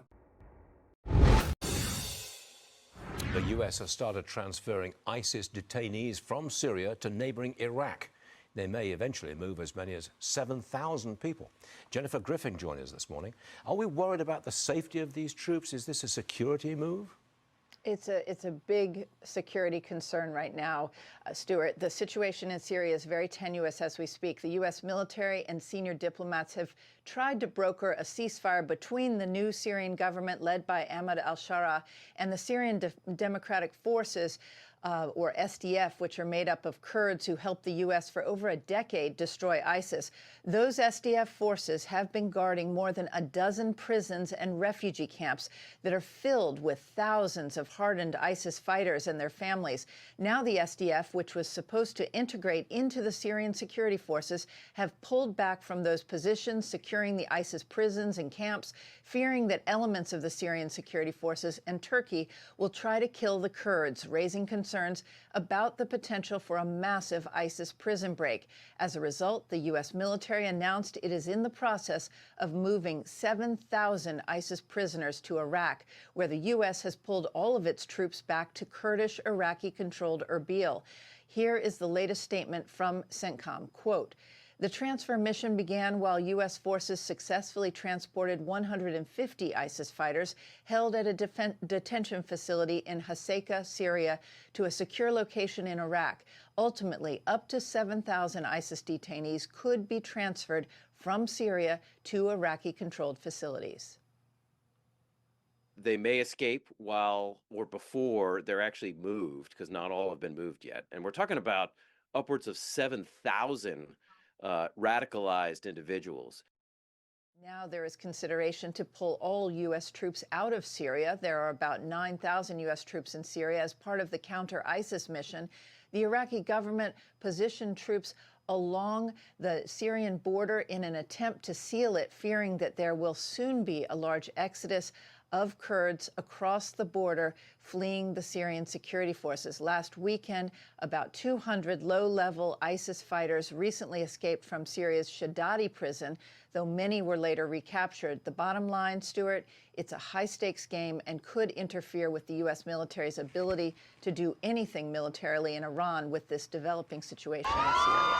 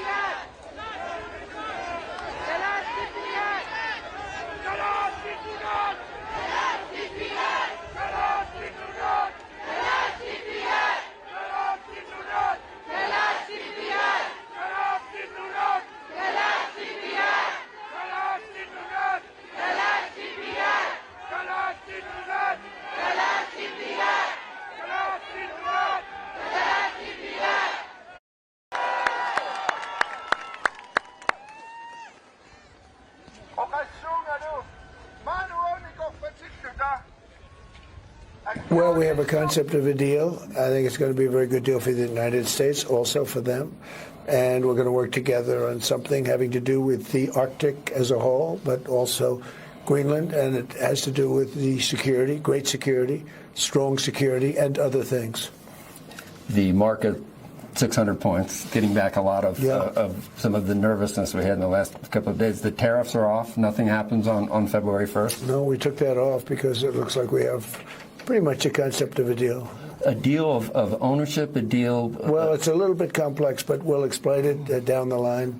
But the Secretary General of NATO and I and some other people were talking, and it's the kind of a deal that I wanted to be able to make. Where does Denmark, did they weigh in on what they want, what they would agree to? Well, I assume they did because he very much represents, he's a strong leader.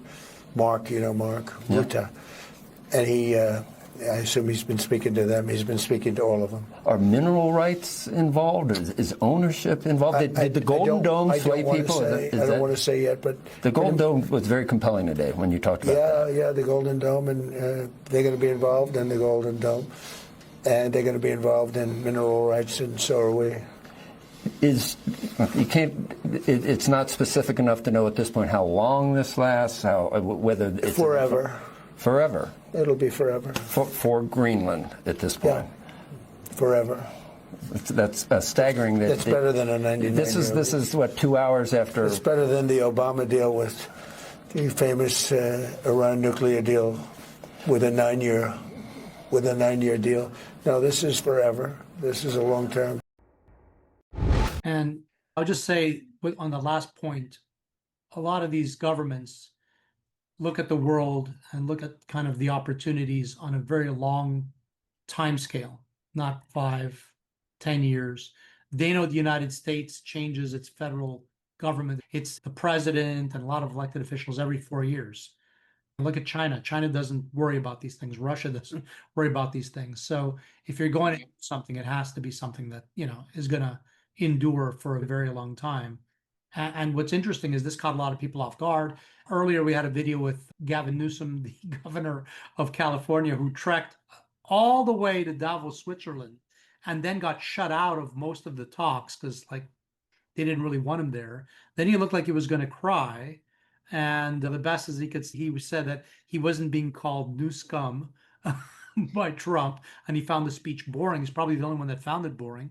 People were either, scared of what was being said, or they embraced it wholeheartedly, in that America and the West is going to basically be booming with all the things that are being planned, and that it's going to be a safer hemisphere, basically. They basically are positioning the United States to be leading under the Monroe Doctrine, where we're going to be the leaders protecting our northern hemisphere and protecting all the other countries that form part of us, that ultimately that are integral to our safety and our success economically.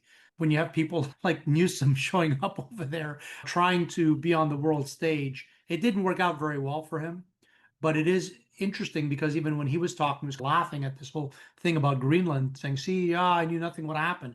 And then within hours of Trump's speech, there was essentially what he calls a framework, basically where, look, I think what happened is they spoke, and certainly with NATO present, they basically said, look, there's going to be a problem with Greenland. They're going to have a problem unless we're there in a big way.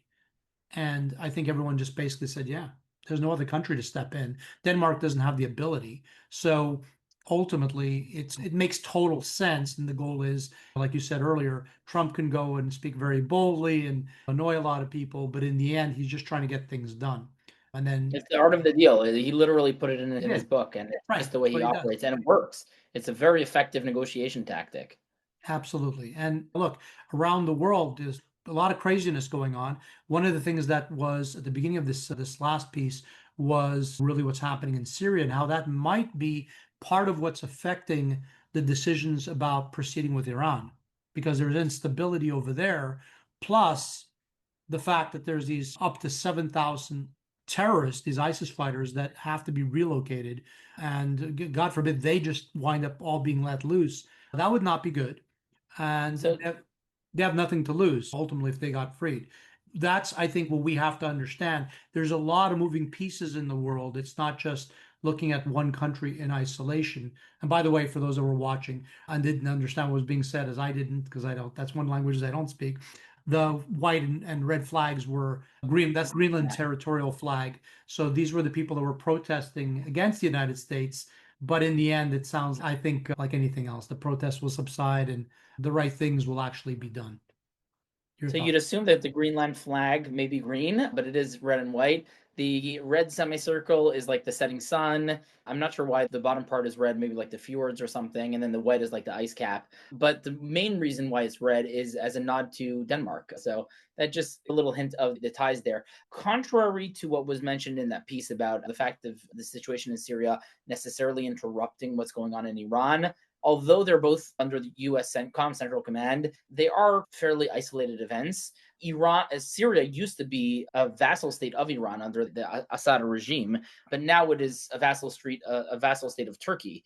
And Erdogan is a close friend of Trump, according to what Trump likes to say regularly. And unfortunately, al-Julani, or Ahmed al-Shara, who's the leader there, he was ISIS, then Al-Qaeda, then HTS, Tahrir al-Sham, and a few other terror groups before he became the leader of Syria.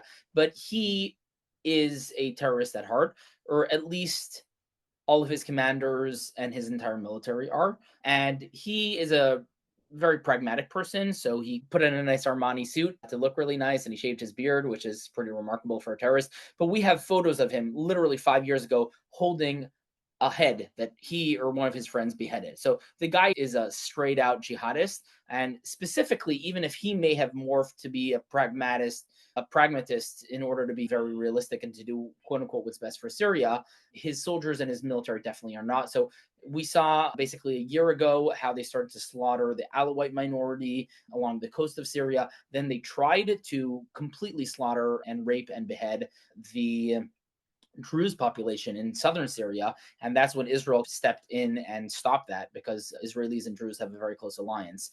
But now is very sad is his militaries have been massacring the Kurds. And by massacring, I don't just mean the Kurdish military, but men, women, and children, women as young as 9 are being kidnapped and sold for sex slaves. There are videos of it all. We have also seen his forces release hundreds of ISIS terrorists from jail. So even though he claims that he's on the U.S.'s side and the U.S. has been working with the Kurds. So the Kurdish people are the largest ethnic minority in the world that are stateless. There are over 40 million Kurds, and they are centered around Iran. So we saw about 2 years ago the Masa Amini protest, where she was a Kurdish woman. Iraq, where that's where they have the most stable state, and then Syria, where they tried to create a state called Rojava, and Turkey, where they are being massacred by Erdogan. So Erdogan and now his puppet Al-Julani or Ahmed Ashara in Syria have really been at it against the Kurds, and they have been massacring the Kurds recently.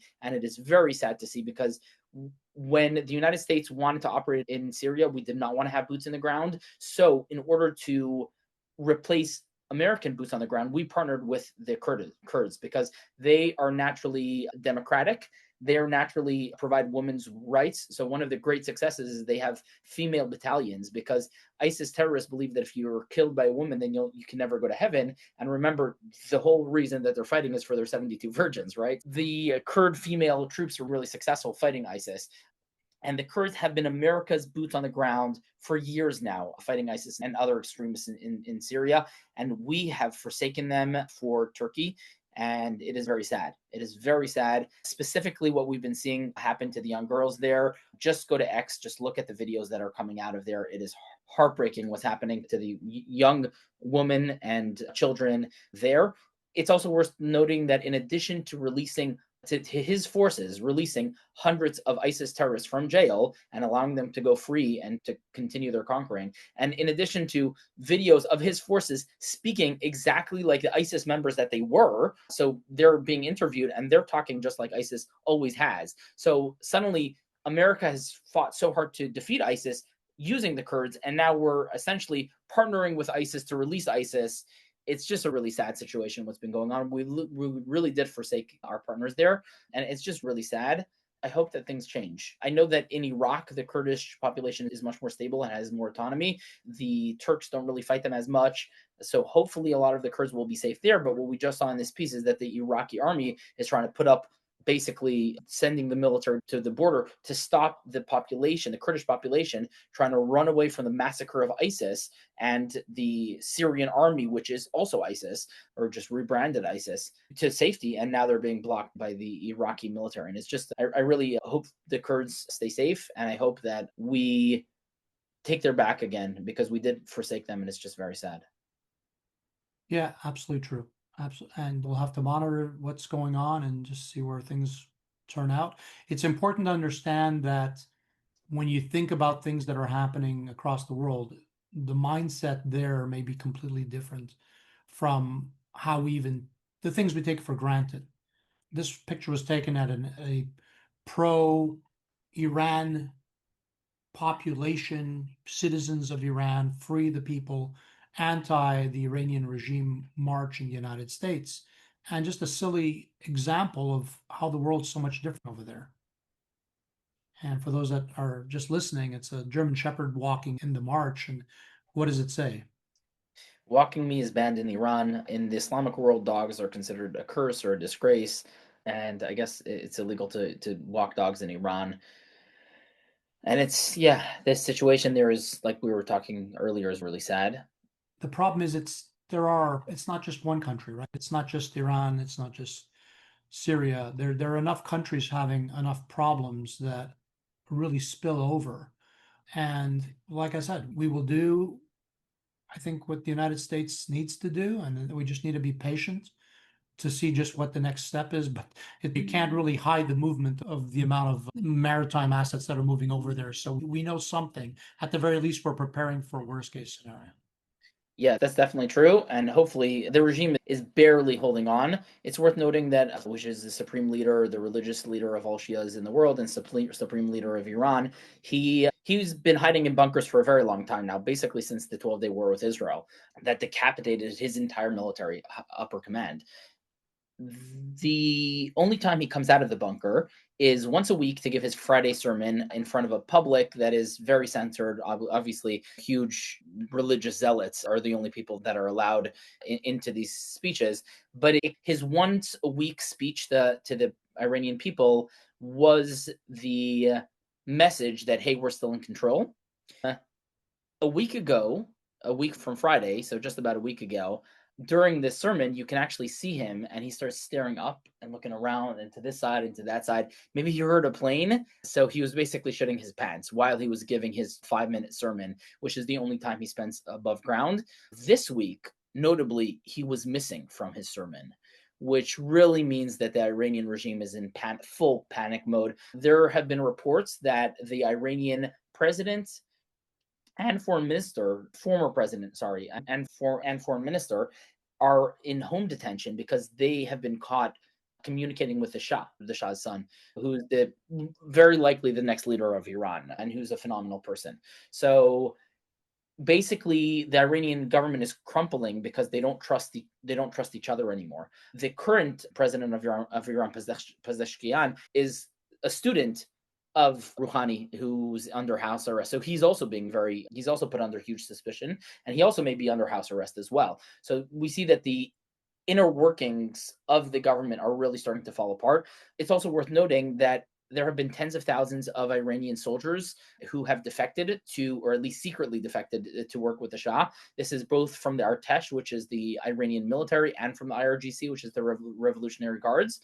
And what the regime had to do is to import terrorists from Iraq, from Syria, from Lebanon, Hezbollah, and other militias from around the region, from Afghanistan as well, to massacre the people of Iran because their own soldiers are unwilling to do so. As a matter of fact, we do the same thing back with what was happening in Gaza. Obviously, Iran was basically paying for all the terrorist activities. Let's take a look. The Americans tell lies. Each day our forces grow stronger.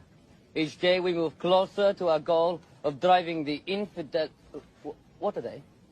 Nothing. Carry on. Driving the infidels from our motherland. We are not afraid to... Are they subtitles? They are, aren't they? No. Well, what do I need subtitles for? Can't you understand what I'm saying? I studied English at the bloody American University in Cairo. Well, obviously I can understand what you're saying. Oh, do you see how they condescend to us with their subtitles? Oh, maybe it's teletext, for the hearing impaired. Teletext? No, a lot of TVs come with teletext nowadays. Wait, say something again. My friend has an 80... Hey, how come he doesn't need subtitles? Well, obviously he's comprehensible. No, I'm not! Look, I speak perfect English. She sells seashells by the seashore. Picker piper, picker pecker, pickle pepper. Round the ragged blocks the rat. Oh! Obviously, if you can make fun of terrorists, that's a good thing.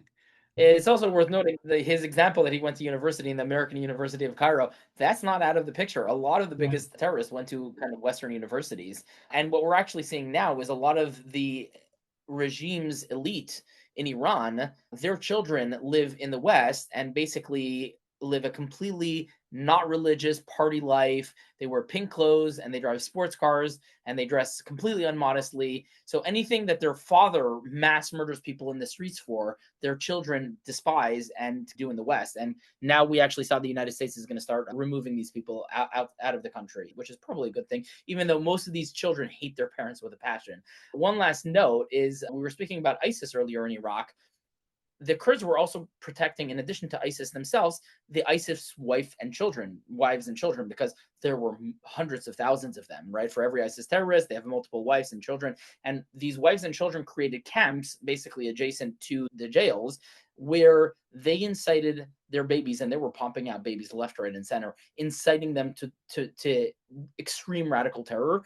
And these innocent women and children, quote unquote, which are not innocent in any way, shape, or form, they're all jihadists and all terrorists, have all been freed. One of the people that's been really front and center and has been recognized widely, both for all the terrific work he's done abroad and in the United States, has been Marco Rubio. He was a former presidential candidate running against Trump at one time.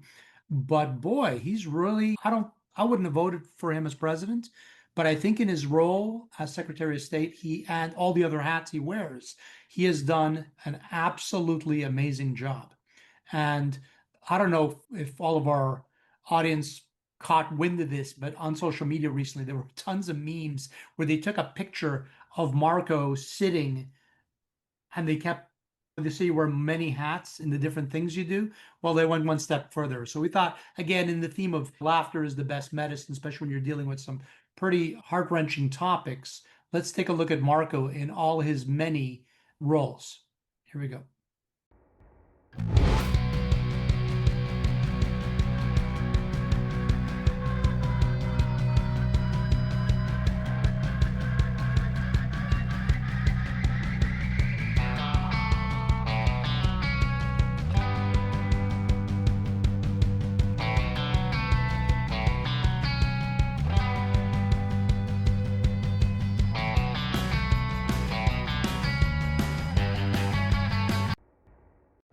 Everything from helping be the leader of Venezuela to the leader of Greenland, Cuba to Greenland. I feel the Denmark with the horns.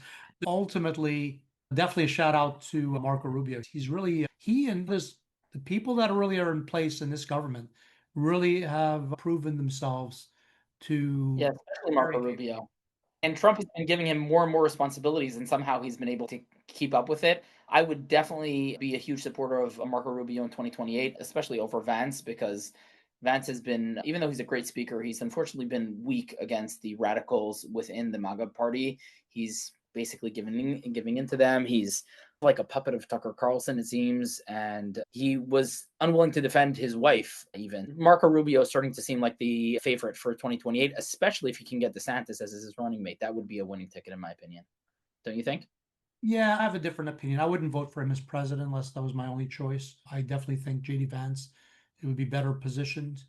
Whoever would be number two is left to be seen.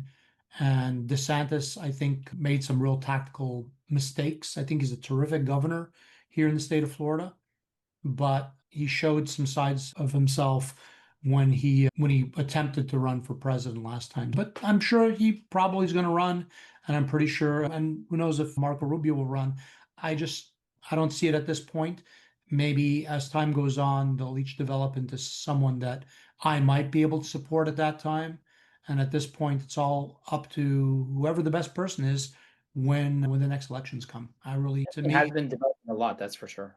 Yeah, I think in his role, I think what people have to understand is the CEO of a company and the CFO of a company and the COO of a company don't have the same skill set. They're not the same individuals. And you always want to make sure you put the right people in the right place. All I'm saying is currently, it does appear that Marco is doing an absolutely amazing job in his role. So that's terrific. Look, all that's being said, we're going to shift gears a little bit back to the United States. One of the segments we typically have is on health and wellness.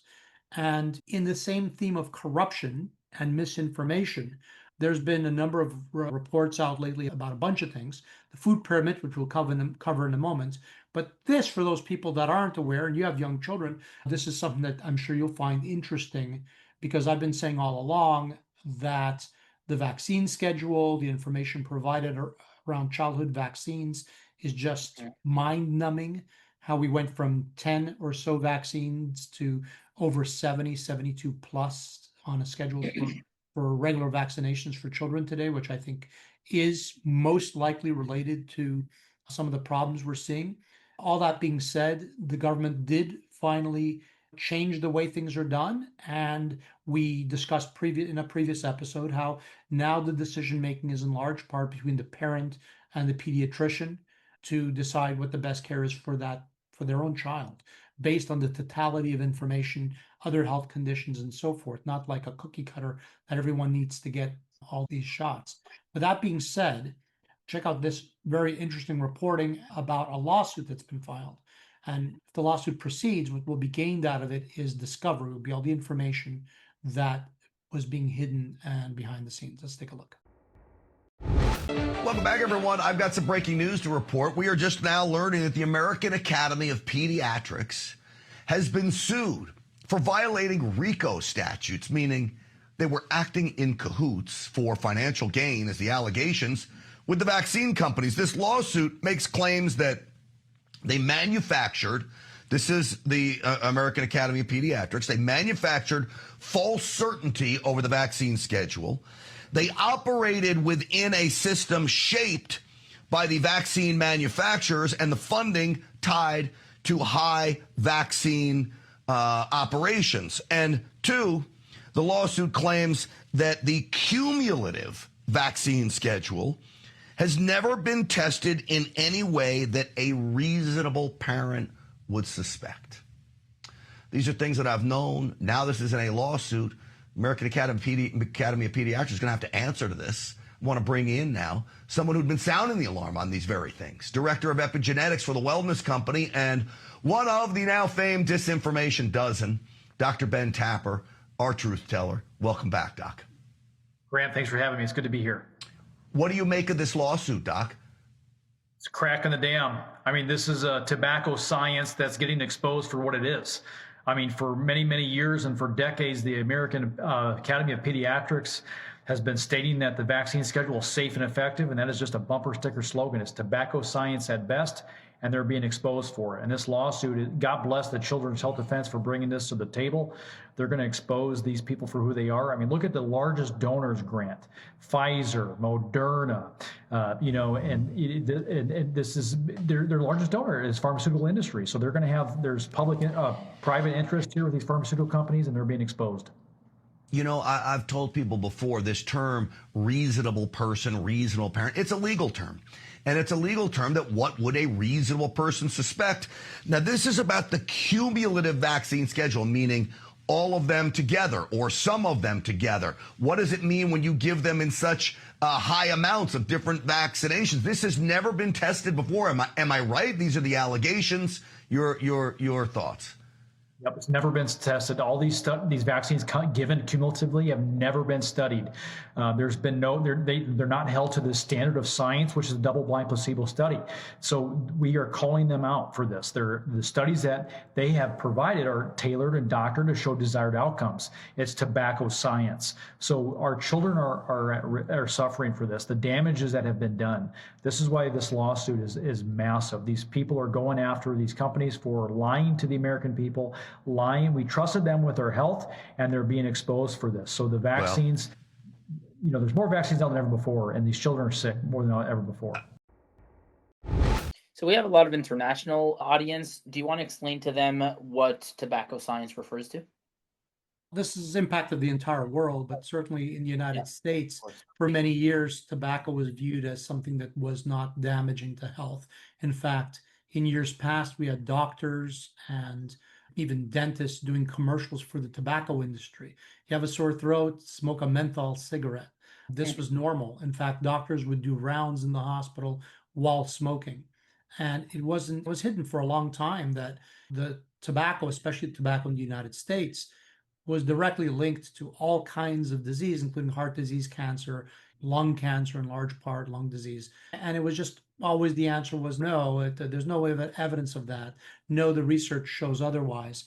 And the problem is the research was being funded by the tobacco industry itself. The tobacco industry then took over as it shifted internationally to sell more tobacco to other countries. It shifted to acquiring a lot of the processed food companies in the United States and runs them using a lot of the same sort of marketing and so forth, that packaged foods are just as healthy. And some of that's changing now too in the public eye. And again, most parents just assumed that if they went to the doctor, or even adults getting vaccinations, that all these vaccinations were fully tested just like any other medication. And they were not aware that the rules regarding vaccination testing were different, and that the vaccine manufacturers were not liable directly if something went wrong, if someone got injured or died from the vaccine. Exactly. They're protected, they're shielded legally. Which is ridiculous. But also, there's being tested independently, which they weren't sufficiently. But then there's being tested as a whole, which is what the American Association of Pediatrics has been enforcing almost most doctors. And we discussed this after I went to a doctor appointment, and the doctor started to harass me because my child didn't receive every single vaccine. And it was like, he was just, but science says, and science says, I was like, dude, you don't know what science means if you quote science like that. And he was like, I'm a doctor and I'm telling you. And we definitely had that conversation, and it was just, it pissed me off. And obviously, we never returned to that doctor or that doctor's office again. And it's just that now we know that they never tested everything that they've recommended as a whole. Forget about the fact that every vaccine hasn't been tested sufficiently, but as a whole, what they're recommending every child to receive hasn't been tested. And this is what people have been yelling about for a while now. Well, Been ignored and called lunatics. Yeah, and that's why now the guidance is completely changed. And there are people that are harping and whining and crying about the fact that we're not advocating hepatitis B shots for every baby born in a hospital.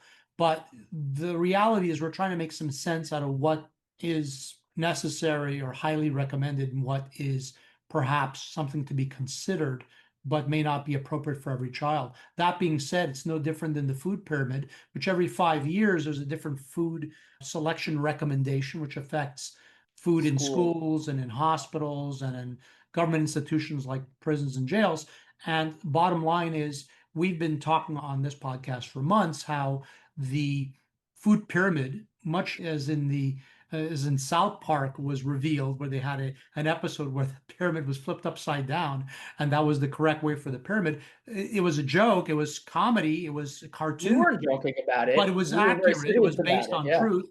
And now the food pyramid essentially has been flipped upside down to correct the improper recommendation for massive amounts of processed food. Let's take a look at this quick video on the latest changes, and this will be for the next 5 years, recommendations regarding food in the United States and what people should be eating. Here we go. So with that, I am going to hand it over to Secretary Kennedy. The great people behind me will give remarks, and then we'll get into Q&A for the officials that are here on this specific topic. They will leave because they're all very busy people, and then I will open it up to Q&A with the rest of you on the rest of the news in the world. So thank you, and we'll start with Secretary Kennedy. Thank you, Carol. Thank you. Today marks a decisive change in federal nutrition policy made possible by President Trump's leadership and the work of MAHA moms and public health advocates who demanded reform. Today, in accordance with President Trump's directive, Brooke and I will release the dietary guidelines for Americans 2025 to 2030, the most significant reset of federal nutrition policy in history. These guidelines replace corporate-driven assumptions with common sense goals and gold standard scientific integrity. These new guidelines will revolutionize our nation's food culture and make America healthy again. For decades, Americans have grown sicker while healthcare costs have soared. The reason is clear. The hard truth is that our government has been lying to us to protect corporate profit-taking, telling us that these food-like substances were beneficial to public health. Federal policy promoted and subsidized highly processed foods and refined carbohydrates and turned a blind eye to the disastrous consequences. Today, the lies stop. The new guidelines recognize that whole, nutrient-dense food is the most effective path to better health and lower healthcare costs. Protein and healthy fats are essential and were wrongly discouraged in prior dietary guidelines. We are ending the war on saturated fats. Diets rich in vegetables and fruits reduce disease risk more effectively than many drugs.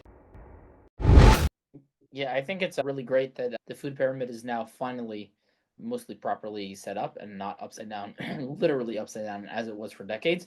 And on the previous topic, it's just crazy how the American Association of Pediatrics is literally just in bed with the vaccine makers. It should be a shocker if it wasn't almost blatantly obvious, but according to that doctor I was telling about earlier, to him it was not obvious at all. To him, they were the pinnacle of objective science. And hopefully it's starting to become more and more obvious that so many of these government organizations have been infiltrated and corrupted. I think it's pretty remarkable that we predicted the reversal of the food pyramid a bunch of months ago, way before it happened. And although the video we shared was comedic in nature from South Park, we were not joking about it whatsoever. We were definitely ahead of the curve on that one. It deviates somewhat from the picture, which now basically is an upside down pyramid. And I think that was an attempt to go beyond what they could do in writing, because if you follow the picture, you're actually better off than if you read the written guidance, which hasn't gone as far as the depiction of it. But ultimately, eat meat, eat butter, avoid processed foods. If it comes from a farm, if you can grow it in a yard or in a farm, or on a ranch, it probably is what you should be eating. If it comes out of a box with a barcode with more than a handful of ingredients, especially those you can't pronounce, you should think twice before eating it. Something like 70% of the American diet is derived from highly processed foods, and that's been a big problem. And we believe in large part that it's connected to why the United States has become definitely one of the sickest countries in the world. Listen, I think we can learn from nature and we can learn from animals. Bottom line is, we know in the wild, animals will seek out the food that they're supposed to eat. They're not going to go look for other things. In fact, it's unfortunate that a lot of house pets get the same diseases as humans because we're feeding them our processed food. That being said, there's been some great work done recently showing just how smart dogs are and how they're figuring things out, maybe more so than we believed. And I think we've all agreed that learning from nature and learning from animals is important. And we've been having a biomimicry segment in the podcast. This one's slightly different, but it does report on how, are we becoming more like animals or are they becoming more like us? I don't know. Let's take a look. Maybe both. Maybe both. Here we go. A recent study proves man's best friend is even smarter than we thought. Michael George shows us how our dogs can pick up what we're thinking even when we're not saying a word. Down. Good girl, baby. Good girl. Jamie Tan says her 1-year-old rescue dog, Molly, is one smart puppy. Molly is exceptionally intelligent. She picks up on everything and she doesn't forget. And sometimes it seems like Molly knows what her owner is thinking. She's very emotionally intelligent. She picks up on your mood. Yes, exactly. Researchers at Duke University tested the intelligence of puppies in what may be one of the most adorable studies ever conducted. In this test, we are measuring inhibitory control. The puppies had to find treats using only nonverbal clues. Puppy, look. Okay. What scientists found, according to researcher Hannah Solomons, is that even at just 4 months old, puppies can understand us. In fact, they're watching us closely.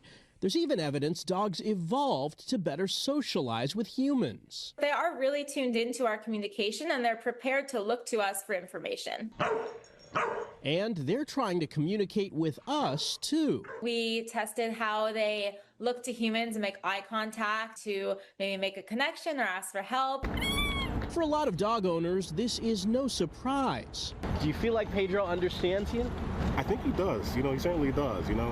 Very high learning curve. And if you're wondering what you can do to encourage your dog's intelligence, the message is simple. You're enough for your dog. Giving them a nice, loving home is going to help them develop really well, and that your dog is looking to you for information. Maybe our connection with man's best friend was just meant to be. Michael George, CBS News, New York. Want a pistachio? What's this called? Wrench. What am I doing? Yes. Good job. No, Soleil. No.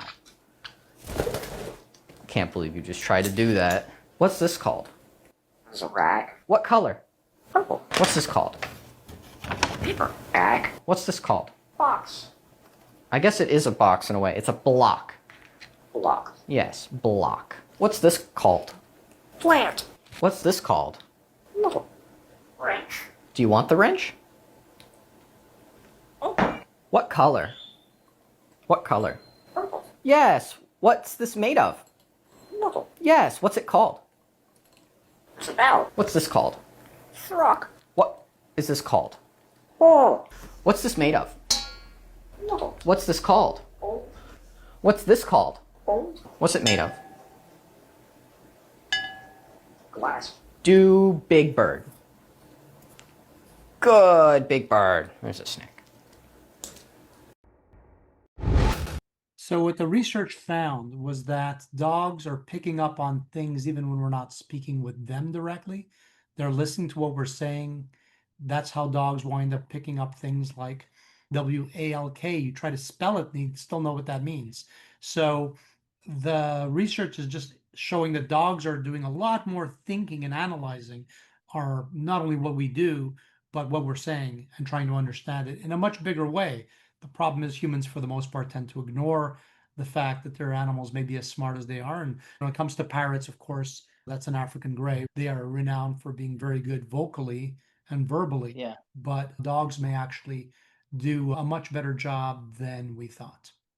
So dogs, humans, our primary source of navigating the world is vision. Dogs, their vision isn't that great. Their smelling is about 4 million times better than ours, and their hearing is drastically better than ours as well. But they don't navigate much through vision. That's why they're so good at picking up emotions, is because when we get emotional, our body releases chemicals and pheromones and stuff like that. And that's what the dogs can really pick up on. So if we're stressful, then they can smell that. If we're happy, then they can smell that. So they're picking up on those things really well. That's why emotional support dogs can be very relevant. People who are about to have a panic attack, or even their body's going to even a sugar withdrawal, or you can have hyperglycemia, which is high sugar, or low sugar hypoglycemia. They can smell tumors. They've been trained to smell tumors in cancer patients. So there's so many things that they can do, and I think a lot of it's still untapped. Again, the message is we can learn from animals a lot of times in ways that we haven't even started to scratch the surface. And literal biomimicry, there are companies building sensors that now try and basically copy what these dogs do. Listen, as much as we can find that amusing, we do try to end with some sort of amusing things towards the end of each episode. And as we wind down this episode 26, I thought we'd segue into that with something that's just amusing, maybe more than funny.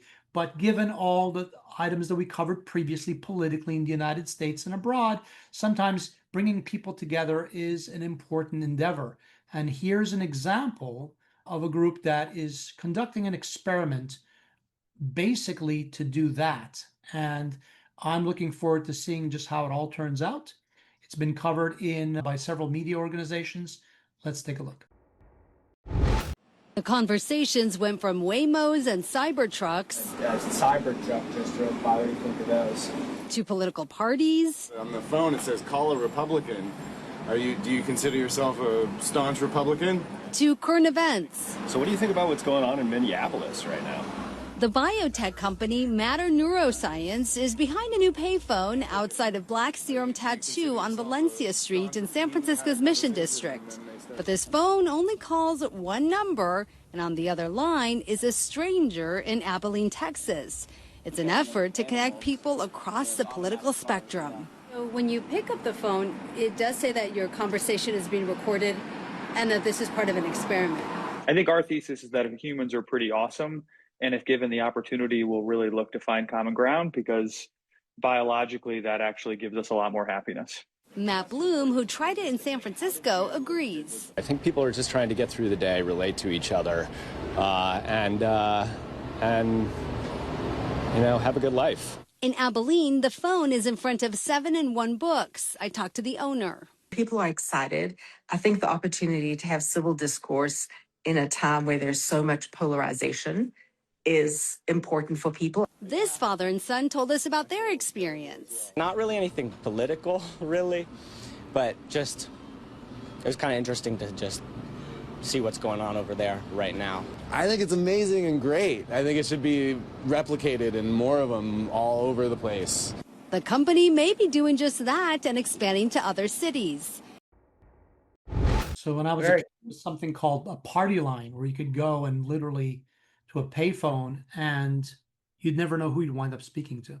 Or there's an app Omagale or something that people use where you just chat to random people all over the world and stuff like that. Yeah. Exactly, very similar. And listen, I think anything that brings people together is great, and I think that's a terrific effort. We'll look forward to seeing what the ultimate answer is. We talked about different parts of the world, even like Greenland. Every part of the world is a little different, and how they get their fun, it may be a little different than how we do. But in the end, everybody wants to have a laugh and everybody wants to have fun. Would you agree with that? 100%. Although maybe some depressed people really don't like fun, but most of us do. They do. Apparently in the Alps they do, because this is what they do in the Alps for fun. Let's take a look.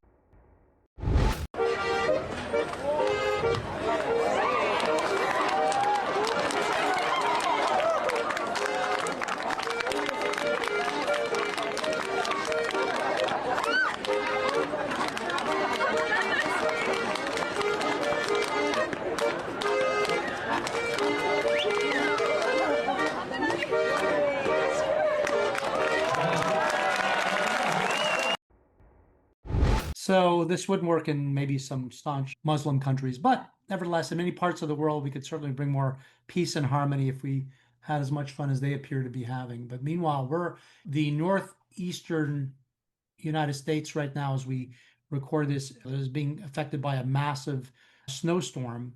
Little, not as bad in some areas as could have been, but still pretty bad. There's over 1 million people without power at this moment right now. I was just outside and it was 20 degrees feels like 10 degrees. So yeah, but having grown up in Canada, I just put things in perspective and recall, despite living in Florida and not having to deal with any of that right now, we do have an occasional thing we call hurricanes, which we have to worry about.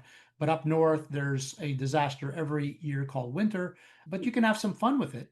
That being said, given my upbringing, this is an example caught on camera of a police chase in a typical Canadian city. Here we go.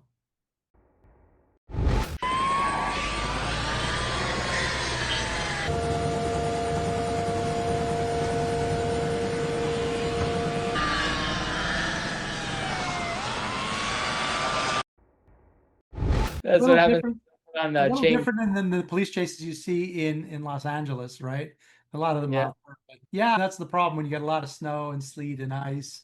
It does become problematic. Listen, with all the protests going on, I think sometimes you have to try to be positive with regards to these protests. But all the signs and everything, sometimes it may just, if you look at it differently than you at first glance, it might not be so bad. Here's one example of that.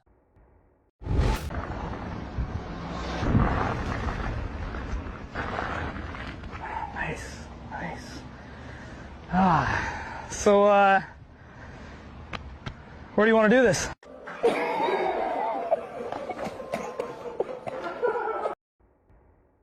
I mean, and for our listeners, there was a female holding a sign that said "F the police," and the cop comes up and says, "Where do you want to do this?" Yeah, so when you see all these signs saying F ICE, maybe you just need to chuckle next time you do that and not feel so bad about it.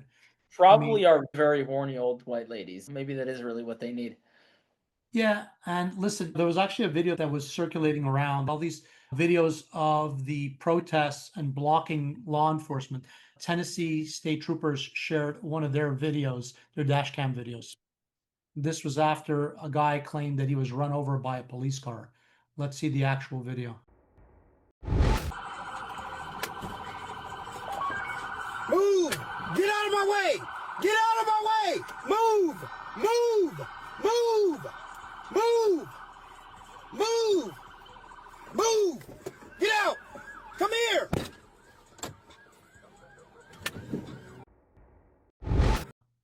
I don't think that would hold up in court for being run over, do you think? Yeah, he basically slid himself under the car. Yeah, a little ridiculous. So, listen, ultimately, I think that, would you agree that honesty is the best policy? Always.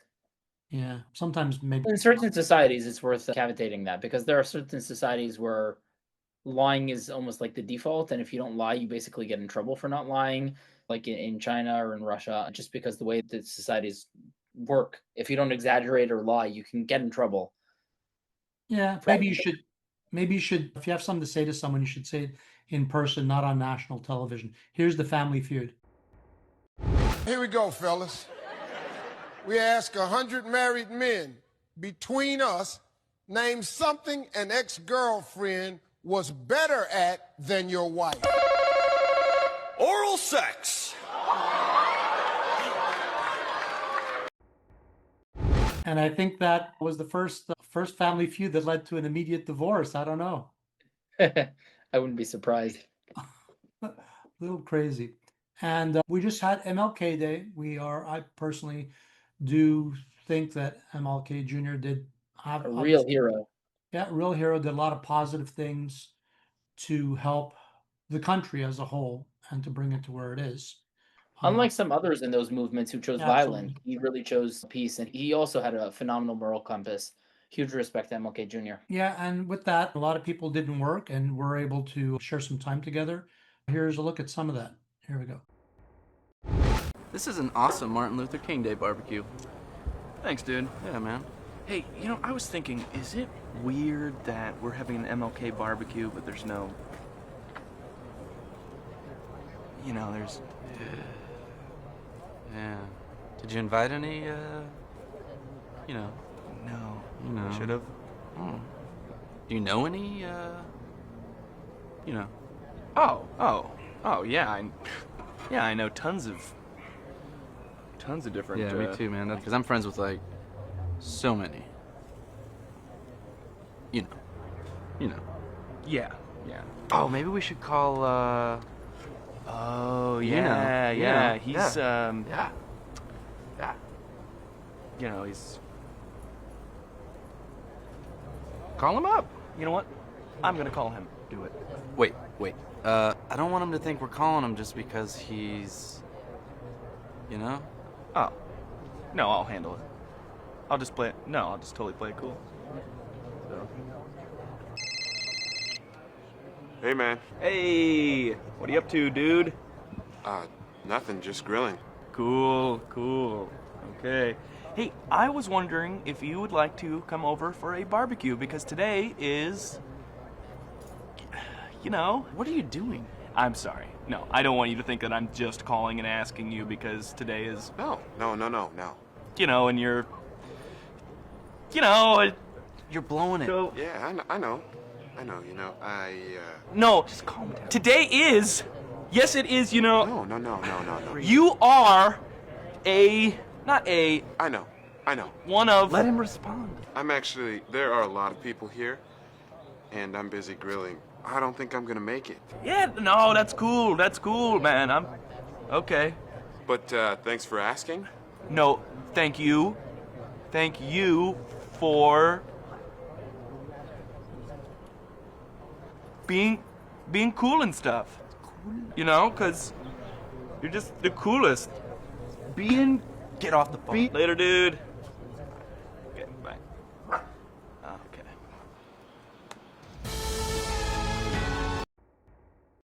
Listen, bottom line is, I think that shows that life is all about how you look at things, right? Everything's about perspective, and we create our own sort of issues. And I think we need to keep a positive outlook, look for solutions, and always try to find a path forward. Don't you agree? Yeah, definitely. That being said, that's a wrap to episode 26.